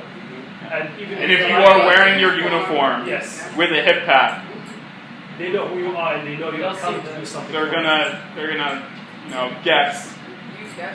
Yeah. They're not giving an answer. You assume that they want your help. Okay? They might be freaking out. They might not even notice that you're asking. They might just see a lifeguard, be like, oh, safe. Or hopefully. Okay, cool. So, we called for 911. Okay? Right now, what do we know about this guest you're having? Unconscious because the airway is blocked. And how are we going to open it? Just a quick question. Yes, sir. Do not actually push on their chest. Please. No. I mean, you can place your hands there, but do not push down. Right? If done correctly, will crack ribs, and we do not want anyone to walk out of here with less ribs than they came A in. little too high, move a little on your left. You're going to find the nipple line. That's where you're going to be going in the center of the chest. Your knees gonna touch the squat. The closest knee to the outfit, probably that one gonna be in the outfit. So let your knee touch the knee touch your elbow. Okay. Now your elbow locked it. Don't bend them. That's a lock. And your body gonna be right on top of the gas. Your arms should be pointed straight down. Okay? Which means your shoulder should be directly above your hands. Okay? If you're like this and you're pushing down, you're not going to get much force and you're going to tire within a couple minutes. If you're like this, put your body weight into it, you can do this for 30 minutes if you need to. Okay? Okay, so we're counting to how many? 30. Okay, let's do this. Everyone together. Cool. Ready? Go. 1, 2, 3, 4. Louder. 5, 6, 7, 8, As in your best. 10, 11, 12, 13, 14, 15, 16, 17, 18, 19, 22, 23, 24, 25, 26, 27, 28, 29. 30. Okay. Okay, chest compressions. What's next, if you remember from my... The jaw. Yes, but before Check that, them out. check them out, yes. Whatever the chest compression you're doing, there's a chance you've got something outside and close, you can see in the wall. So you're gonna grab them up, squeeze it, Look in put there. your eyeball in there, and put your whole, try to get your head in there. If you see something, if you see an object, put your hands and try to grab it. Just pretend you see a piece of chicken, like, make it Spring, straight. anything. Alright, Could be pull it. it out, you throw it away, save it for later. Now you clean them up. What you gonna do next? You're gonna do the jaw thrust, get your mask, and try to give them 2 initial breaths to see if the airway is open. Okay. So, Behind the head. it depends on the actual pool that you're in, but yeah, they can. Every pool that I've worked in, they've allowed to have food in the pool area. That is up to discretion of the actual pool. So we have to ask them if they want to eat, but outside of the pool, not inside. They can, Well, they can't eat in the water, but in the pool area, like the deck. like the pool deck, they can, depending on the pool. If it's water, you can put it on the side. But you should not. Yeah, it's usually best to have the arm up diagonal, okay? If you push it up in front of their head, and then when you're going to give breaths, you push it back down to their side, and then you go to their side, you push it back up to their head, and then you keep going back and forth. There's a lot of time that's wasted, so just push it up and away, okay? Cool. So, Get your mask, put your thumb. Put your thumb on your mask. Yes, you do. no, you're not going to be pinching the mouth this time. You're going to be opening the mouth by, Just like that. yeah. Having his clothes. If you're blowing in and you're opening the jaw correctly, right? If you blow in, air will go in. Okay? You're going to open up a little bit when you first put it on. Once it's open, but you're not going to be holding the mouth open the way. But while we put in this, we're gonna put it on To open your mouth a little bit. It's Nope, going on to the be mouth. part of the nose. so just like that. The hole is going to be on the noses, not on the mouth. Make sure it's directly above the mouth too. Okay? So it's Trust me, when someone's unconscious, they're not going to be holding their mouth shut like a conscious person does. Okay? also going to be relaxed. The relaxed version, his mouth is slightly open. Okay? Yeah, and yes, as a guest, like she said, she just reminded me, you should be able to breathe through the mask. If you breathe out, you will be able to breathe without. So, lifeguards, put your mask on your guests. Also, do not do it yet. Hold on, let's get the hole of the mask. Use your guests. Oh, okay. Yeah, use your own mask on your face. Yeah. Yeah, that means Let's see. Just cut the mask. Yeah. Okay. Hey, thanks for your money. That way you keep your germ to yourself. Okay, so you can be using your desk mask for these situations. In real life, your desk isn't going to have a mask of their own. You'll be using it. Okay. They might, but they're most likely not going to, unless you're doing it on Lifeguard. Okay? Use their mask, put it on their face. Okay? The people with the red mask, you should have like some sort of thumb drawing on your mask. Okay. Put your thumb up there. With your what's called point finger and the middle finger, hold their jaw all the way from the bottom. Right there. So, if you push down, there should be a seal around their entire mouth. Okay? Meaning, if this was closed, they should not be able to breathe. Okay? If everything was blocked off, they can't breathe. Okay? If it's not a perfect seal around them, okay, your air is going to go out through the side. Okay? You want good seal, so all the air that you breathe in here goes into your chest. Okay? Now, when you're doing the seal, you're going to have 2 thumbs on the mask. You're going to be pushing down like this. Your other 2 fingers are going to be behind their jawbones. You're going to be tilting back. Okay? Pushing down with your thumbs, pulling up and back with your fingers. Okay? Basically sandwiching the mask on their mouth. Okay? Except the other way. Okay, so go into position. Make sure this hole right here is directly above their mouth. If it's like this, they can't breathe. Okay? Now also tilt the neck a little backward. Make sure the mask pointing right on your chest, not away from you. So pull his head backward.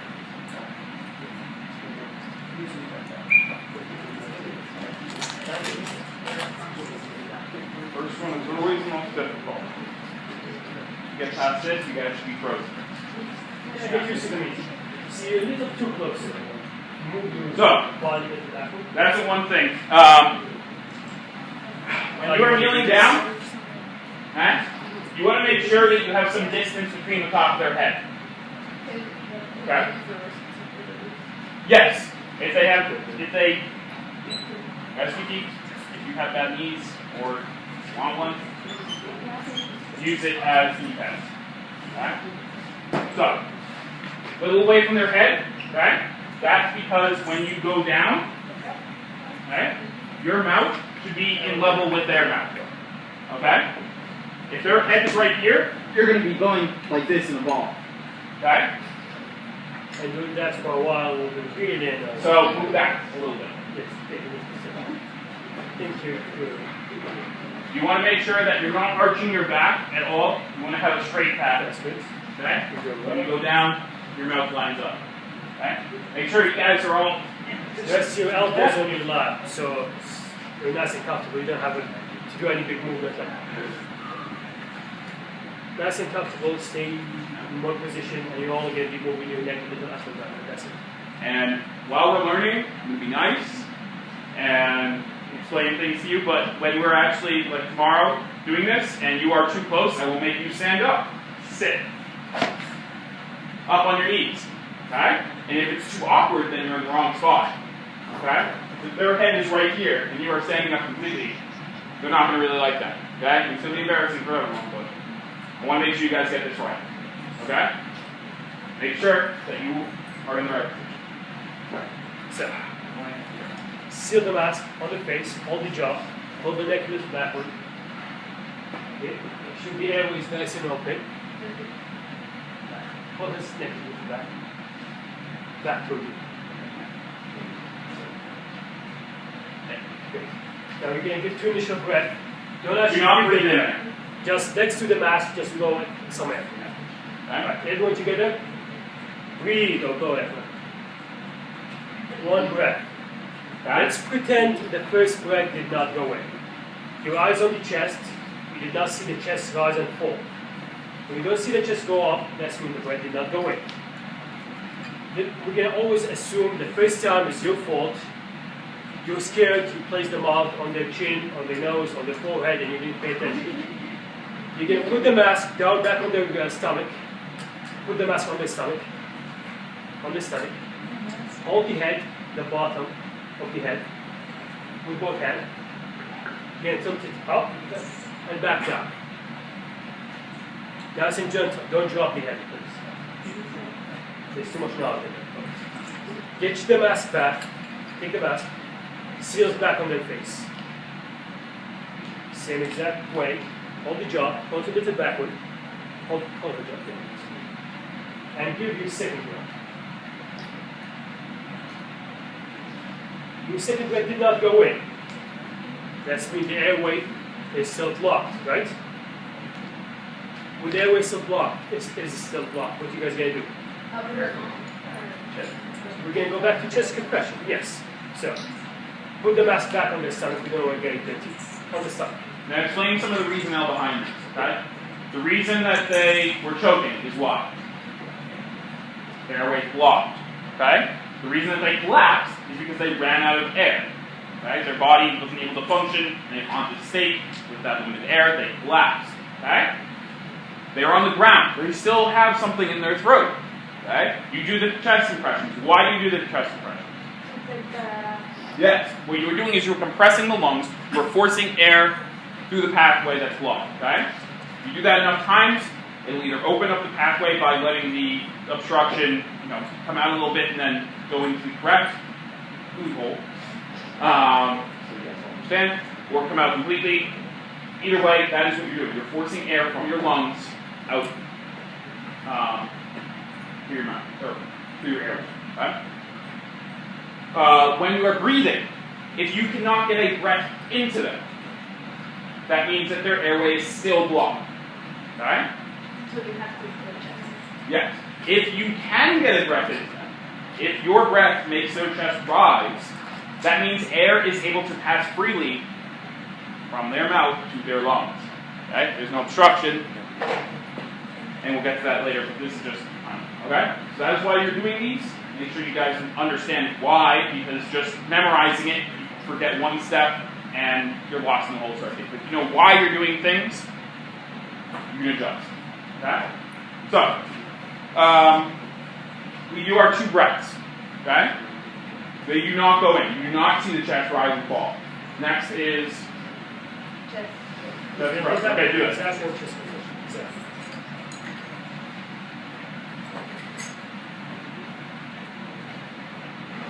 Alright, get your knees closer to the body.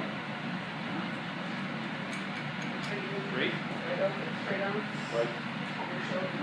Lock your arms. And beautiful. Good. Everyone together. How many are we going to do? 30.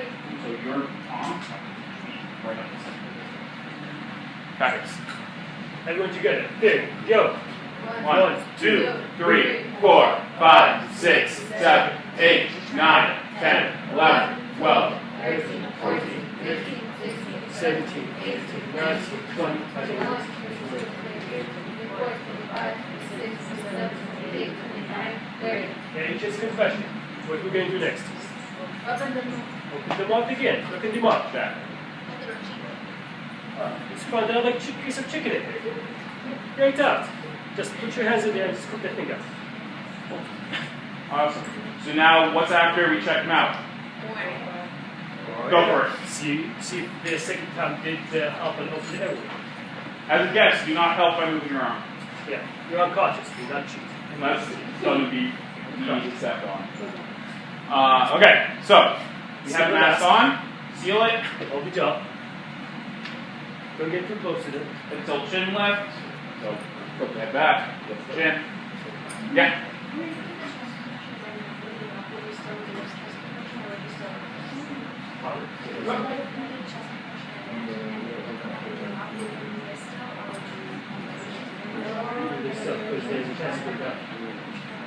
So you keep going back. Right. So everyone together, we're going to give our first breath. Everyone together, breathe. first breath, it did go in. You saw the chest rise and fall. What does that mean?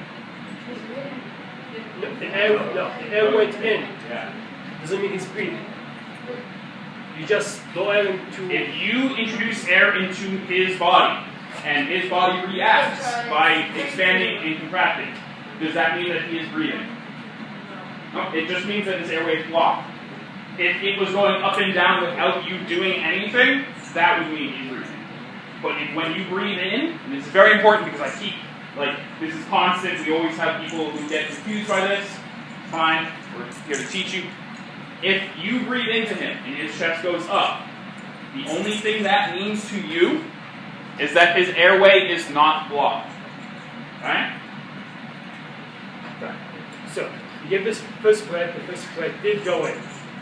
You're just going to give the second breath anyways. We're not going to skip it. So, keep the mask sealed.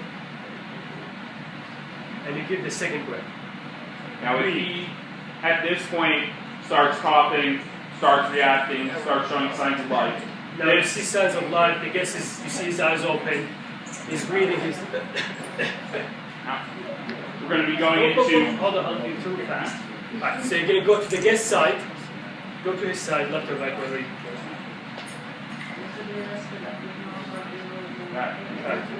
So, the closest leg to you, bend. Okay? Closest arm to you, Cross. cross the chest. On his other chest, or her other chest. The furthest arm from you, all the way up. Now, one hand on the neck, one hand on the lower body. The lower back. You're going to be turning. One hand on you. So, One hand on the neck. So the lower body, and the lower back. Upper hip. And push the guest away from you. Nice and gentle. Good. If you want to monitor the guests, you're going to have one hand on their stomach, make sure they're breathing. Their neck is nice and open, that's where you're going to check the pulse, but we're going to go over how to check the pulse like that. Nice job. On your feet. Okay. That was a great job, first group. Now we're going to watch the second group do it without any help, right? Same group, just let them switch. Oh, yeah. So, same group, just you guys switch lifeguard and guest. Yes. Just give it. So do we go around the box? No, just move them to the back of it. Don't waste that. Normally, yes, you'd be throwing these gloves away, but for right now, since we haven't actually used them on, guests and stress, we can keep them. Normally, though, if you use it on a guest at a pool, toss it. Doesn't matter if they weren't bleeding or anything. As soon as you use it on one person, you toss it. There should be extra in the first aid kit, but you always want to make sure that you have at least one pair. That's like me. If you don't have a pair of gloves on you, go to the first aid chest before you keep it on. So, as we wait, I'm just going to go through. We're missing. No, just one. Oh, okay. Just get up. Okay, so, real quick, the steps. Alright? When someone's choking, you go up to them, introduce yourself, ask permission. Yes. Okay? As you're doing that, you put on your gloves. Okay? They give permission. Okay? They are choking. Alright? Once your gloves are completely on, you're going to go behind them, get your leg out, brace yourself, get into the Heimlich position, okay? And you're going to start compressions. Whoa. Not compression. You're going to start with the Heimlich, okay? Up, in, and up. Little jet. Try and get under the rib cage. Don't actually do that here. That's what you're going to be doing, okay? 1, 2, 3, 4, 5. 1, 2, 3, 4, 5. If something comes out, okay, and they start breathing on their own, that is when you can stop. The only other way that you're stopping this is if they go unconscious. Okay? the going plans before you give a permission to give all the conditions. So do the CPR. Well, not CPR. Alright. We're getting CPR later. It's best not to confuse this with CPR because CPR is a little different. Okay? Cool. So let's have guests be ready to choke. So, guys, I'm just going to give the guest such choke. Okay. Lifeguards. Yes, Can I help you? Sorry, keep coughing. Please give your position. Keep talking to your guests. Ask them to keep on coughing. Talk to them. Like, keep coughing, sir. Keep coughing back. Get your gloves on. This may sound weird, but it's good to practice putting gloves on because the faster you can do this, the faster you can help people. Okay? Cool. One knee between the leg. Bend that knee a little bit. So, put your left leg in the bed. This leg, put it back. The furthest leg is put on. And then this. Okay. Not bad. On that twist.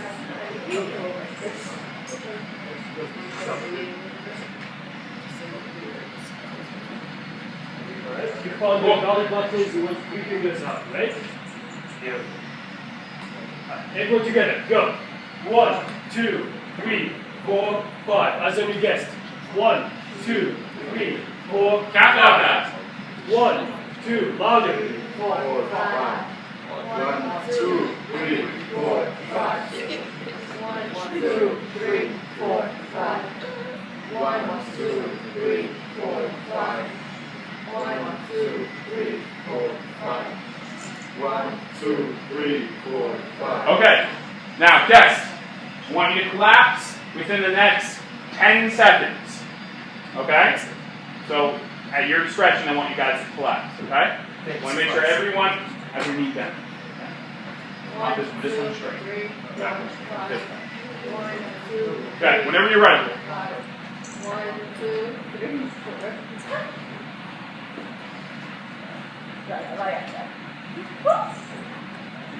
You can squish down.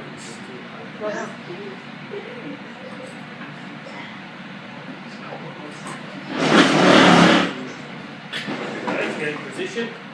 What do you know about this guest right now? The airway is blocked and they are unconscious. What are you going to do?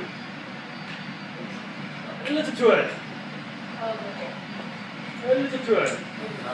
What are they going to do when they become unconscious?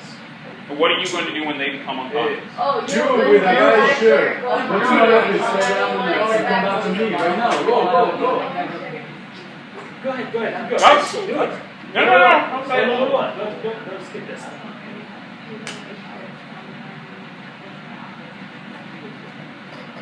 Now you got it. Next time. We won't let it go next time, Yeah. but for a beginner. That person wants to call 911. Lifeguard, what you going to do next? You're going to do 30 chest compression. Compressions. Alright, so on the guest side, move the arm away. Let your knee touch them. Right up, straight. Have your knees. Yep. Good. Okay? Right up close. Good. Knees a little bit forward. Yeah. Cool. So Have your palms at the center of their chest. yeah, so move your hand a little bit to the As left. a guest, if it's too low on you, say something. Okay? This is a tender area. If someone pushes on your xiphoid process, it's going to hurt a little bit. If someone pushes on your sternum, the hard part, it's not going to hurt that much. Okay? It'll hurt if you push hard, but. Okay. So, everyone guys in position, everyone together. Ready? Go. 1, 2, 3, 4, 5, 6, louder. 8, 9, 10, As on your guest. 12, 13, 14, 15, 16, 17, 18, 19, 20, 21, 22, 23, 24, 25, 26, 27, 28, 29, 30. You don't take chest compressions. What are you going to do next? Check them out. Check them out. See Check if you them out. find something in it. It's like chicken. You find something in there. Pull it out. Take it out. Say pull it. What you going to do next? You can check if the airways open up. Use their own mask. Use their mask. Here. Thumb on your mask on the easy part. Find those jaws and pull them back. Don't get too close to your guest. So, that's beautiful. Just hold that position for me. Let your elbow rest on your back. You're a little comfortable, so if you move back, let your elbow rest. Can you breathe? Okay. So, push down.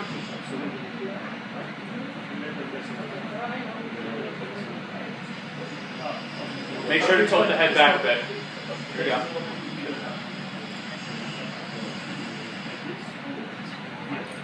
Now, we need to get used to putting this mask on and having a good seal. Okay? When you're in the water and you have a good enough seal, which we'll get to later, okay? You should be able to breathe using this as a snorkel. Okay? There should be no gaps. Okay? Don't try to breathe with this.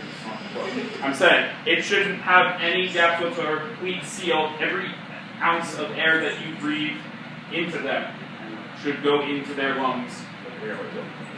Okay? Okay.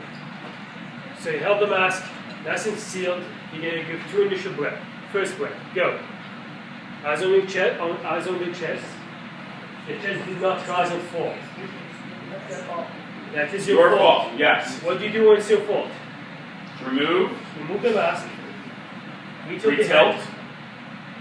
Support the lower head. Support the head. Bottom. Push it up and down. Okay, great. Retilt. Retilt. Reseal. Rebreathe. Rebreathe. Second breath. Eyes on the chest. Second breath did not go in. What you guys gonna do? Press. Yeah, go back to chest no pressure. You know, the first time you tried it, it failed. So, one more time. Get your knee, let your knee touch. Alright. Alright, they go together.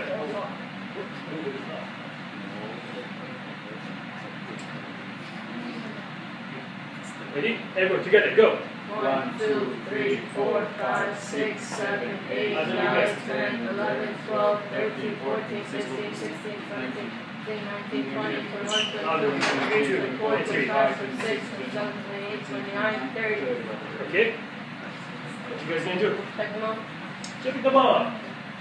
That's fun, nothing this time. There's nothing.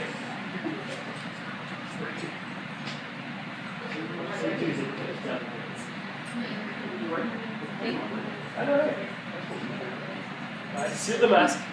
Nice and tight. Get that jaw. Hold it back. And 2 breaths. First breath. First breath. It went in this time. What you gonna do? So you can't give the second breath anyway. Breathe. Let's say they start showing signs of. You start seeing sign of consciousness. The eyes are opening. You see a little movement of the body. You see the chest breathing going up and down. What you gonna do? Recover position. Guests don't help. You're unconscious. Whoa. Sorry. Now later we're going to cover what happens if you do not see signs, obvious signs of consciousness, and their airways open. That's what we'll get to after this, but right now we're just doing. So talented. You guys make it so fast. On your feet. Cool. Second group, come in. There should be 5 groups.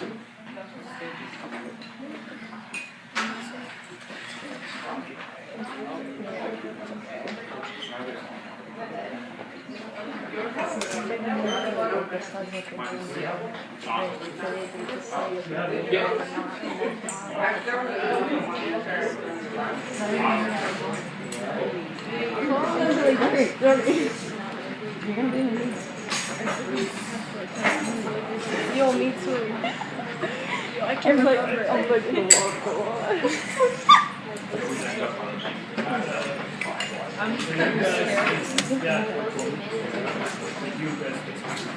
were doing it perfectly fine. The only thing that you would have need help with was your mouth. Oh yeah, I was like, Good. Lifeguard, put it off to your side, in your back. Everyone should have it. Okay. Cool. Spread out a little bit. So move down a little bit. Move down a little bit. Give yourself some room. Okay. Cool. So Hold the foot. You get to take yes. Hold the back and the ladder. Yes. And start choking. Go. Lifeguard. Go ahead. Be loud. You're supposed to have gloves in your hip pads.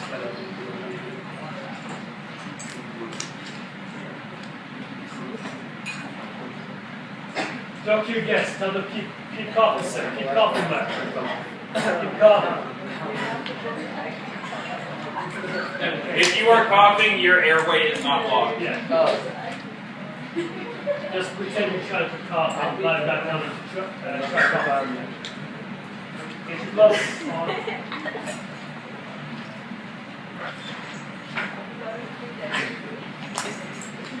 Alright. So hold that really close here. That's good. One knee under the guest. Bend that knee a little bit. The greatest leg. Brace yourself. Push. Okay? So push this leg a little bit back. Good. Bend that knee a little bit. This knee should be good. Bend this knee. You should be able to take it if they fall, okay? You are standing like this, and your knees bent a little bit, and push back on you, you're going to fall out, okay? This is for your safety. Make sure you're braced, have a wide enough stance to stop yourself from falling, okay? Okay, so you find the belly button with your pinky, right? Belly button on the pinky, pinky on the belly button, and go 3 fingers up. Hold the fist, and hold your head. Here. Now, everyone together. Ready? Go. 1, 2, 3, 4, 5. Everyone, louder. 1, 2, 3, 4, 5. As every guest. 1, 2, 3, 4, 5. 1, 2, 3, 4, 5. 1, 2, 3, 4, 5. 1, 2, 3, 4, 5. Keep going, keep going. 1, 2, 3, 4, 5. 1, 2, 3, 4, 5. Okay. Yes. Whenever Yes. you're ready, just lose consciousness. Within the next 10 seconds, whenever you're ready, lose consciousness. Okay, keep going.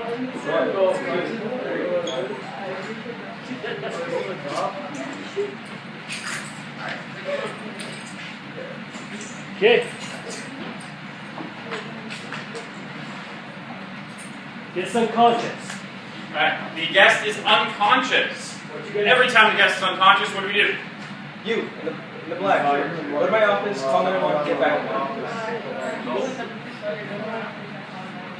That was beautiful. And get back to me. What if you don't want to, just get out somewhere else. What do you know about this guest right now? Okay. Alright. Lifeguard, what do you know about this guest? They're unconscious. Something is blocked there. What are we going to do? Fake chest compression. Get next to them, move the arm away. That's what we need to do. Move the arm away. Move your knee close to the compression. That's your palm should be at the center. Now hold your hand between the nipple line. Palm is on the center. Okay? Arms are completely straight. Your shoulders are directly above your hands. Okay? If your shoulders are not directly above your hands, move forward.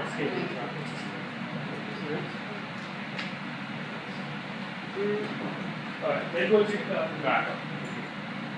Everyone together? Ready? How many are we going to do? There. Right. Go.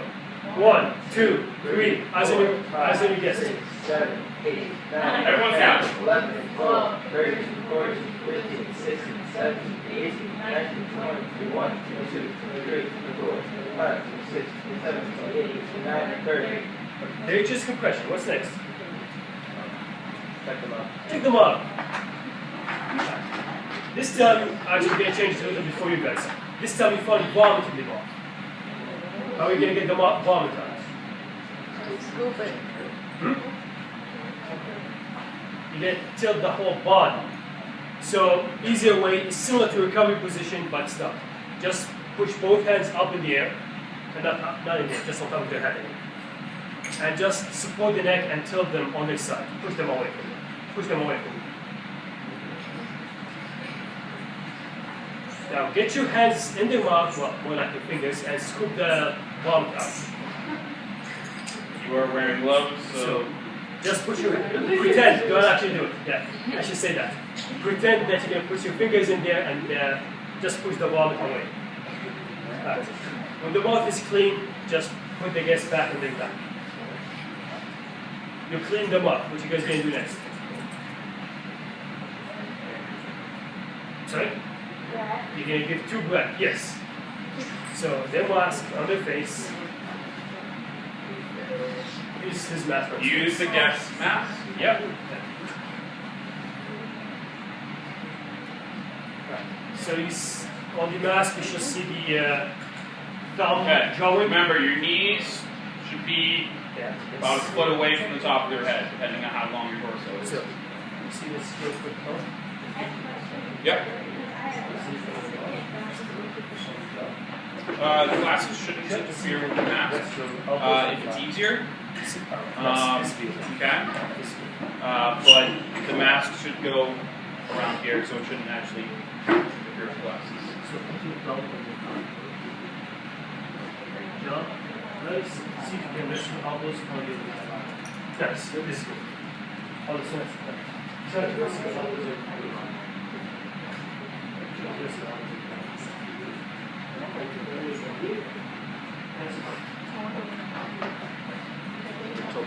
And that. See if you can raise your elbows. Pull too hard now, but make sure you push down. Just stay in that position. Press your elbows and stay like this. Right. So how many breaths are we going to get? 2. First breath. Go. You did not see the chest rise and fall. What does that mean? The breath did not go. Yes. So just put the mask on the stomach, on the chest. Where we Remove the Retilt. mask. Retilt. reseal, Hold it nice and tight. head back, And you reseal, reseal. now rebreathe. Second breath. Go. Okay. Second breath. Everyone together. Just pretend. Second breath. Still did not go in. What you guys gonna do? Yes, go back to the questions. Just put the mask on their stomach. That way it doesn't get dirty. So move the mask.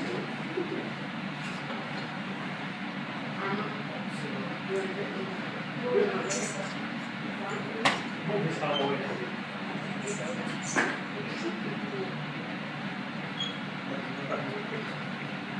Ready? You're in that position. Everyone together. Go. 2, 3, 4. 5, 6, 7, 8, 9, 10, 11, 12, 13, 14, 15, 16, 17, 18, 19, 20, 21, 22, 23, 24, 25, 26, 27, 28, 29, 30. Okay, phages compression. What's next? Before the breath. Check them up again. Maybe something else came out. So one of the reasons that we check them out right after doing compressions is if you do get something out of their throat, let's say it's a grape and it's now in the back of their throat, if you now go back to breaths, you could just blow that right back in. Right? So we want to check them out before. Right. You check them out. Let's say you found a grape this time. So if it's all like something that we cannot get with our fingers, we do the chest press. You do the chest compression until you see the whatever object in there and try to grab it. Perfect. Yeah. You took the grape out of the mouth, what you guys going to do next? Remove the, you can do the breath again.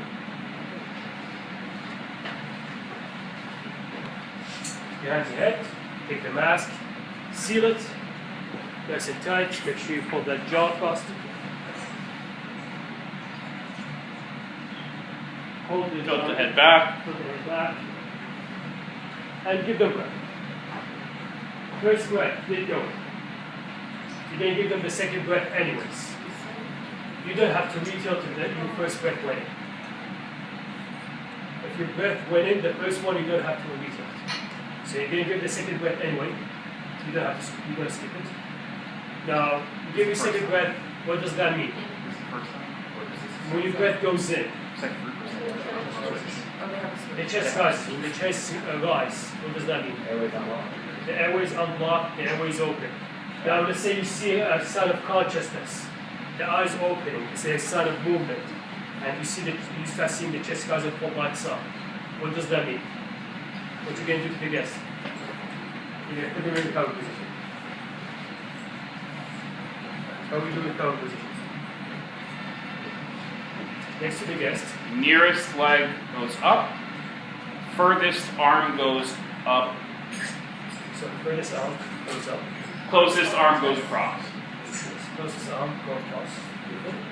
Now put the guest away from you. Lower neck. Make sure you support the lower neck and lower back. The neck, not the shoulder, the neck. Good. Nice. Good. Yes. Right. You guys can stand up and switch.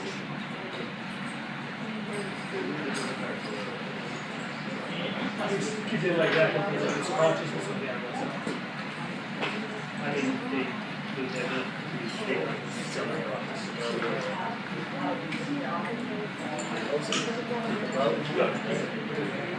It's not CPR also. Because nothing.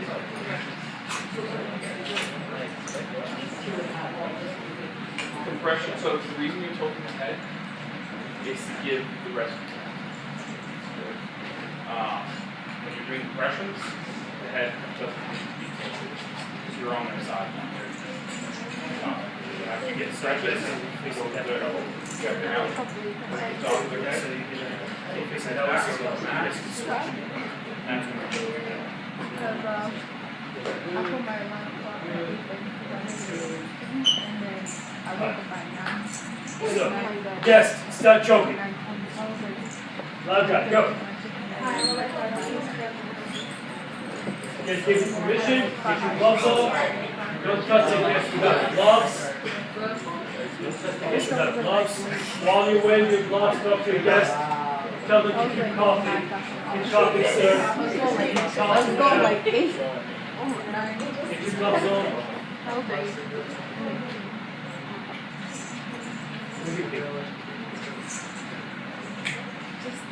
With your pinky, try to find the bell button. I'm putting it How can you feel it? because like I don't See how uncomfortable is that? I think before that was just a part of my career. It's like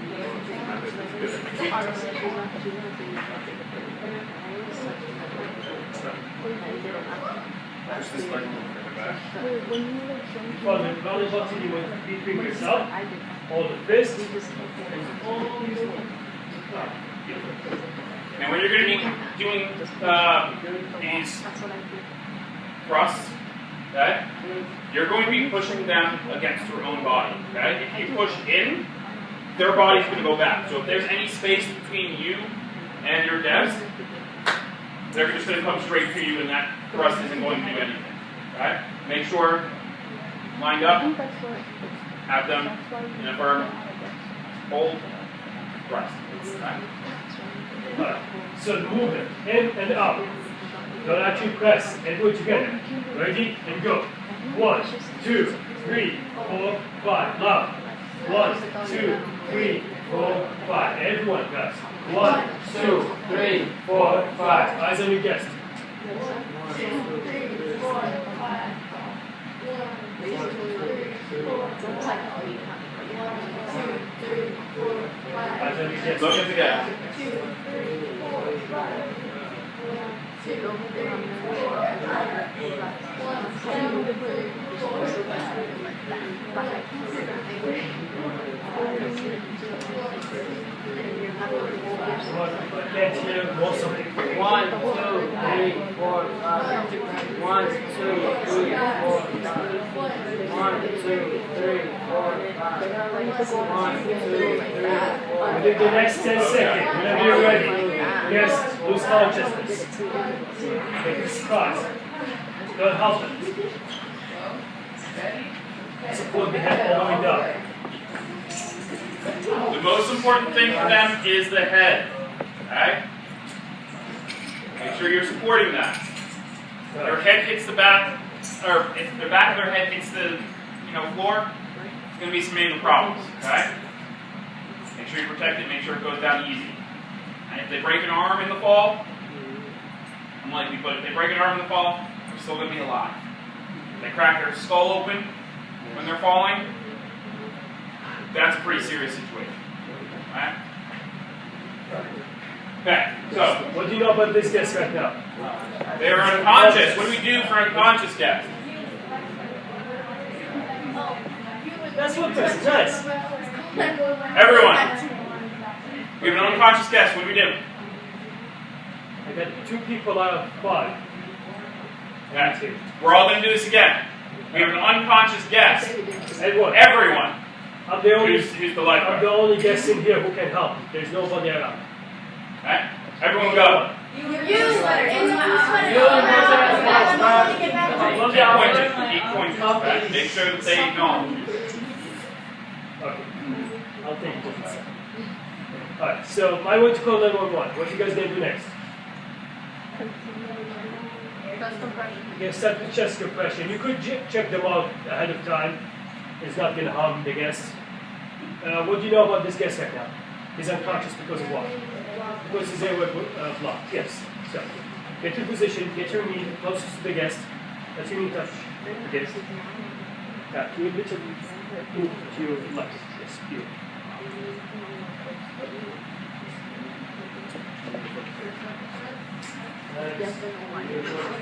Nice. Move with his body. Don't feel comfortable just hugging the head up. Back. So move with your approach. So everyone together. How many push-ups are we going to do? 30. Ready? And go. 1, 2, 3. Louder. 8, 9, 10, 11, 12. I want to hear every single person go. 15, 16, 17, 18, 19, Every 20, card. 21, 22, 23, 24, 25, 26, 27, 28, 29, 30. They're just compressions. What you guys going to do next? Pick them up. You see vomit in the mouth. Check them out. Vomit, fluid. You're going to scoop it up? No, it's vomit. It's liquid. Yes. So you're going to push them away from you. Push the whole body, support the lower neck and the lower back. Make sure all the vomit's out. Get your fingers in there, try to scoop it out. Don't actually put your fingers in there. Okay? Vomit is out. What you guys going to do next? You cleaned it, yes. So you're going to move them back. What you guys going to do next? You're going to get the mask, yes, and give them 2 breaths. Use their own mask on their face. Behind the head. All the way behind the head. Don't step on their hands. Right. Your thumb on the mask. There's a jaw. Sit on the face. Your fingers come.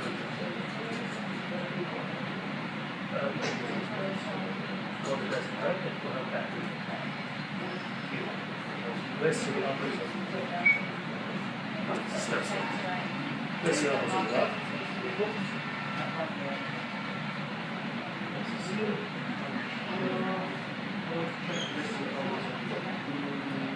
Put your fingers behind the elbow. Put your fingers behind the elbow. Tilt the head back. Good. Tilt the head back. Good. Back.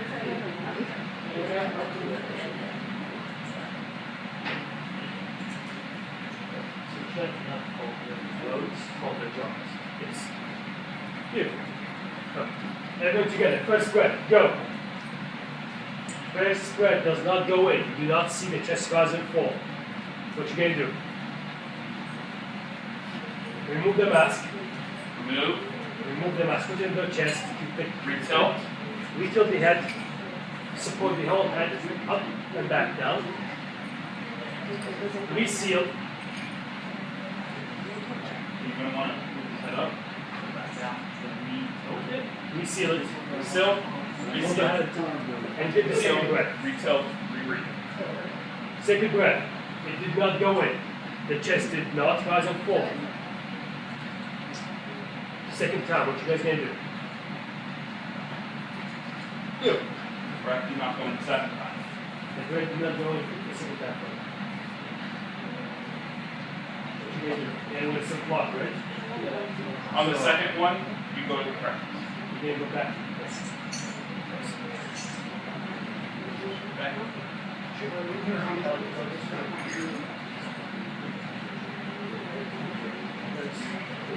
So get on close to the head. Remember, palm of your hand, heel of your hand, whatever, on the center of their chest. Lock your elbows, not bad. Alright, everybody together. Ready and go. 8, 9, 10, 11, 12, 13, 14, 15, 16, 17, 18, 19, 20,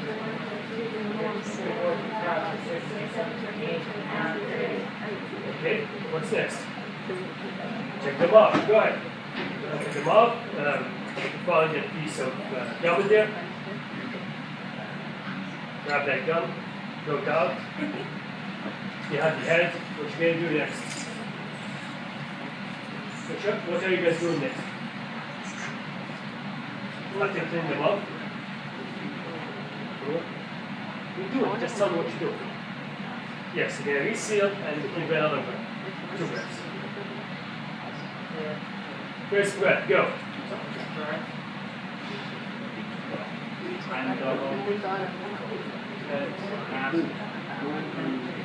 First breath.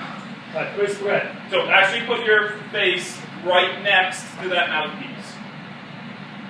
Right next to the mouth. If your back is arching, that means you are too close to their head. Okay?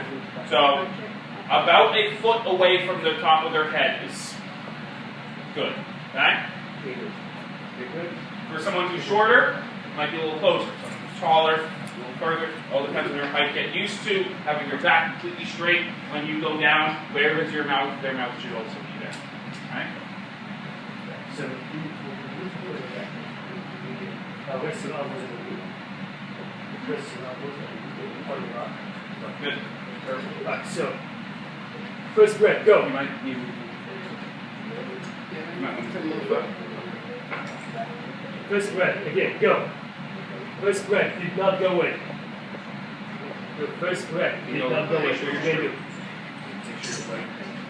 Unseal the mask, retilt the head, reseal.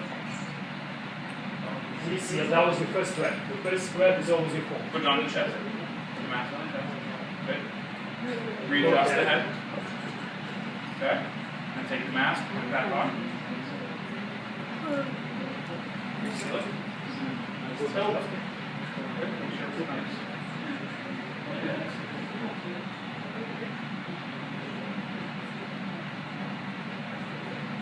Now rebreathe. Now rebreathe. Second breath, it did go in. Now you see chance of sign of movement and consciousness in this guest. You see the eye open, you see a small body movement. You see the chest doesn't fall by itself. You know the guest breathing. I have to steal first. What does this fall? So, arm, leg closest to us, up. As long as before you breathe, they're both. Arm closest to you is across. Don't let him do it. Arm furthest away is up. Okay. And now, with the neck, support the neck, right here. Okay. Push the hips away from you. So support the neck, support the lower body. Neck, What not about that. that? Push it on. Push more. Neck. And, no, here. Great. You. It's nice. Good job. On your feet. Cool. Going great.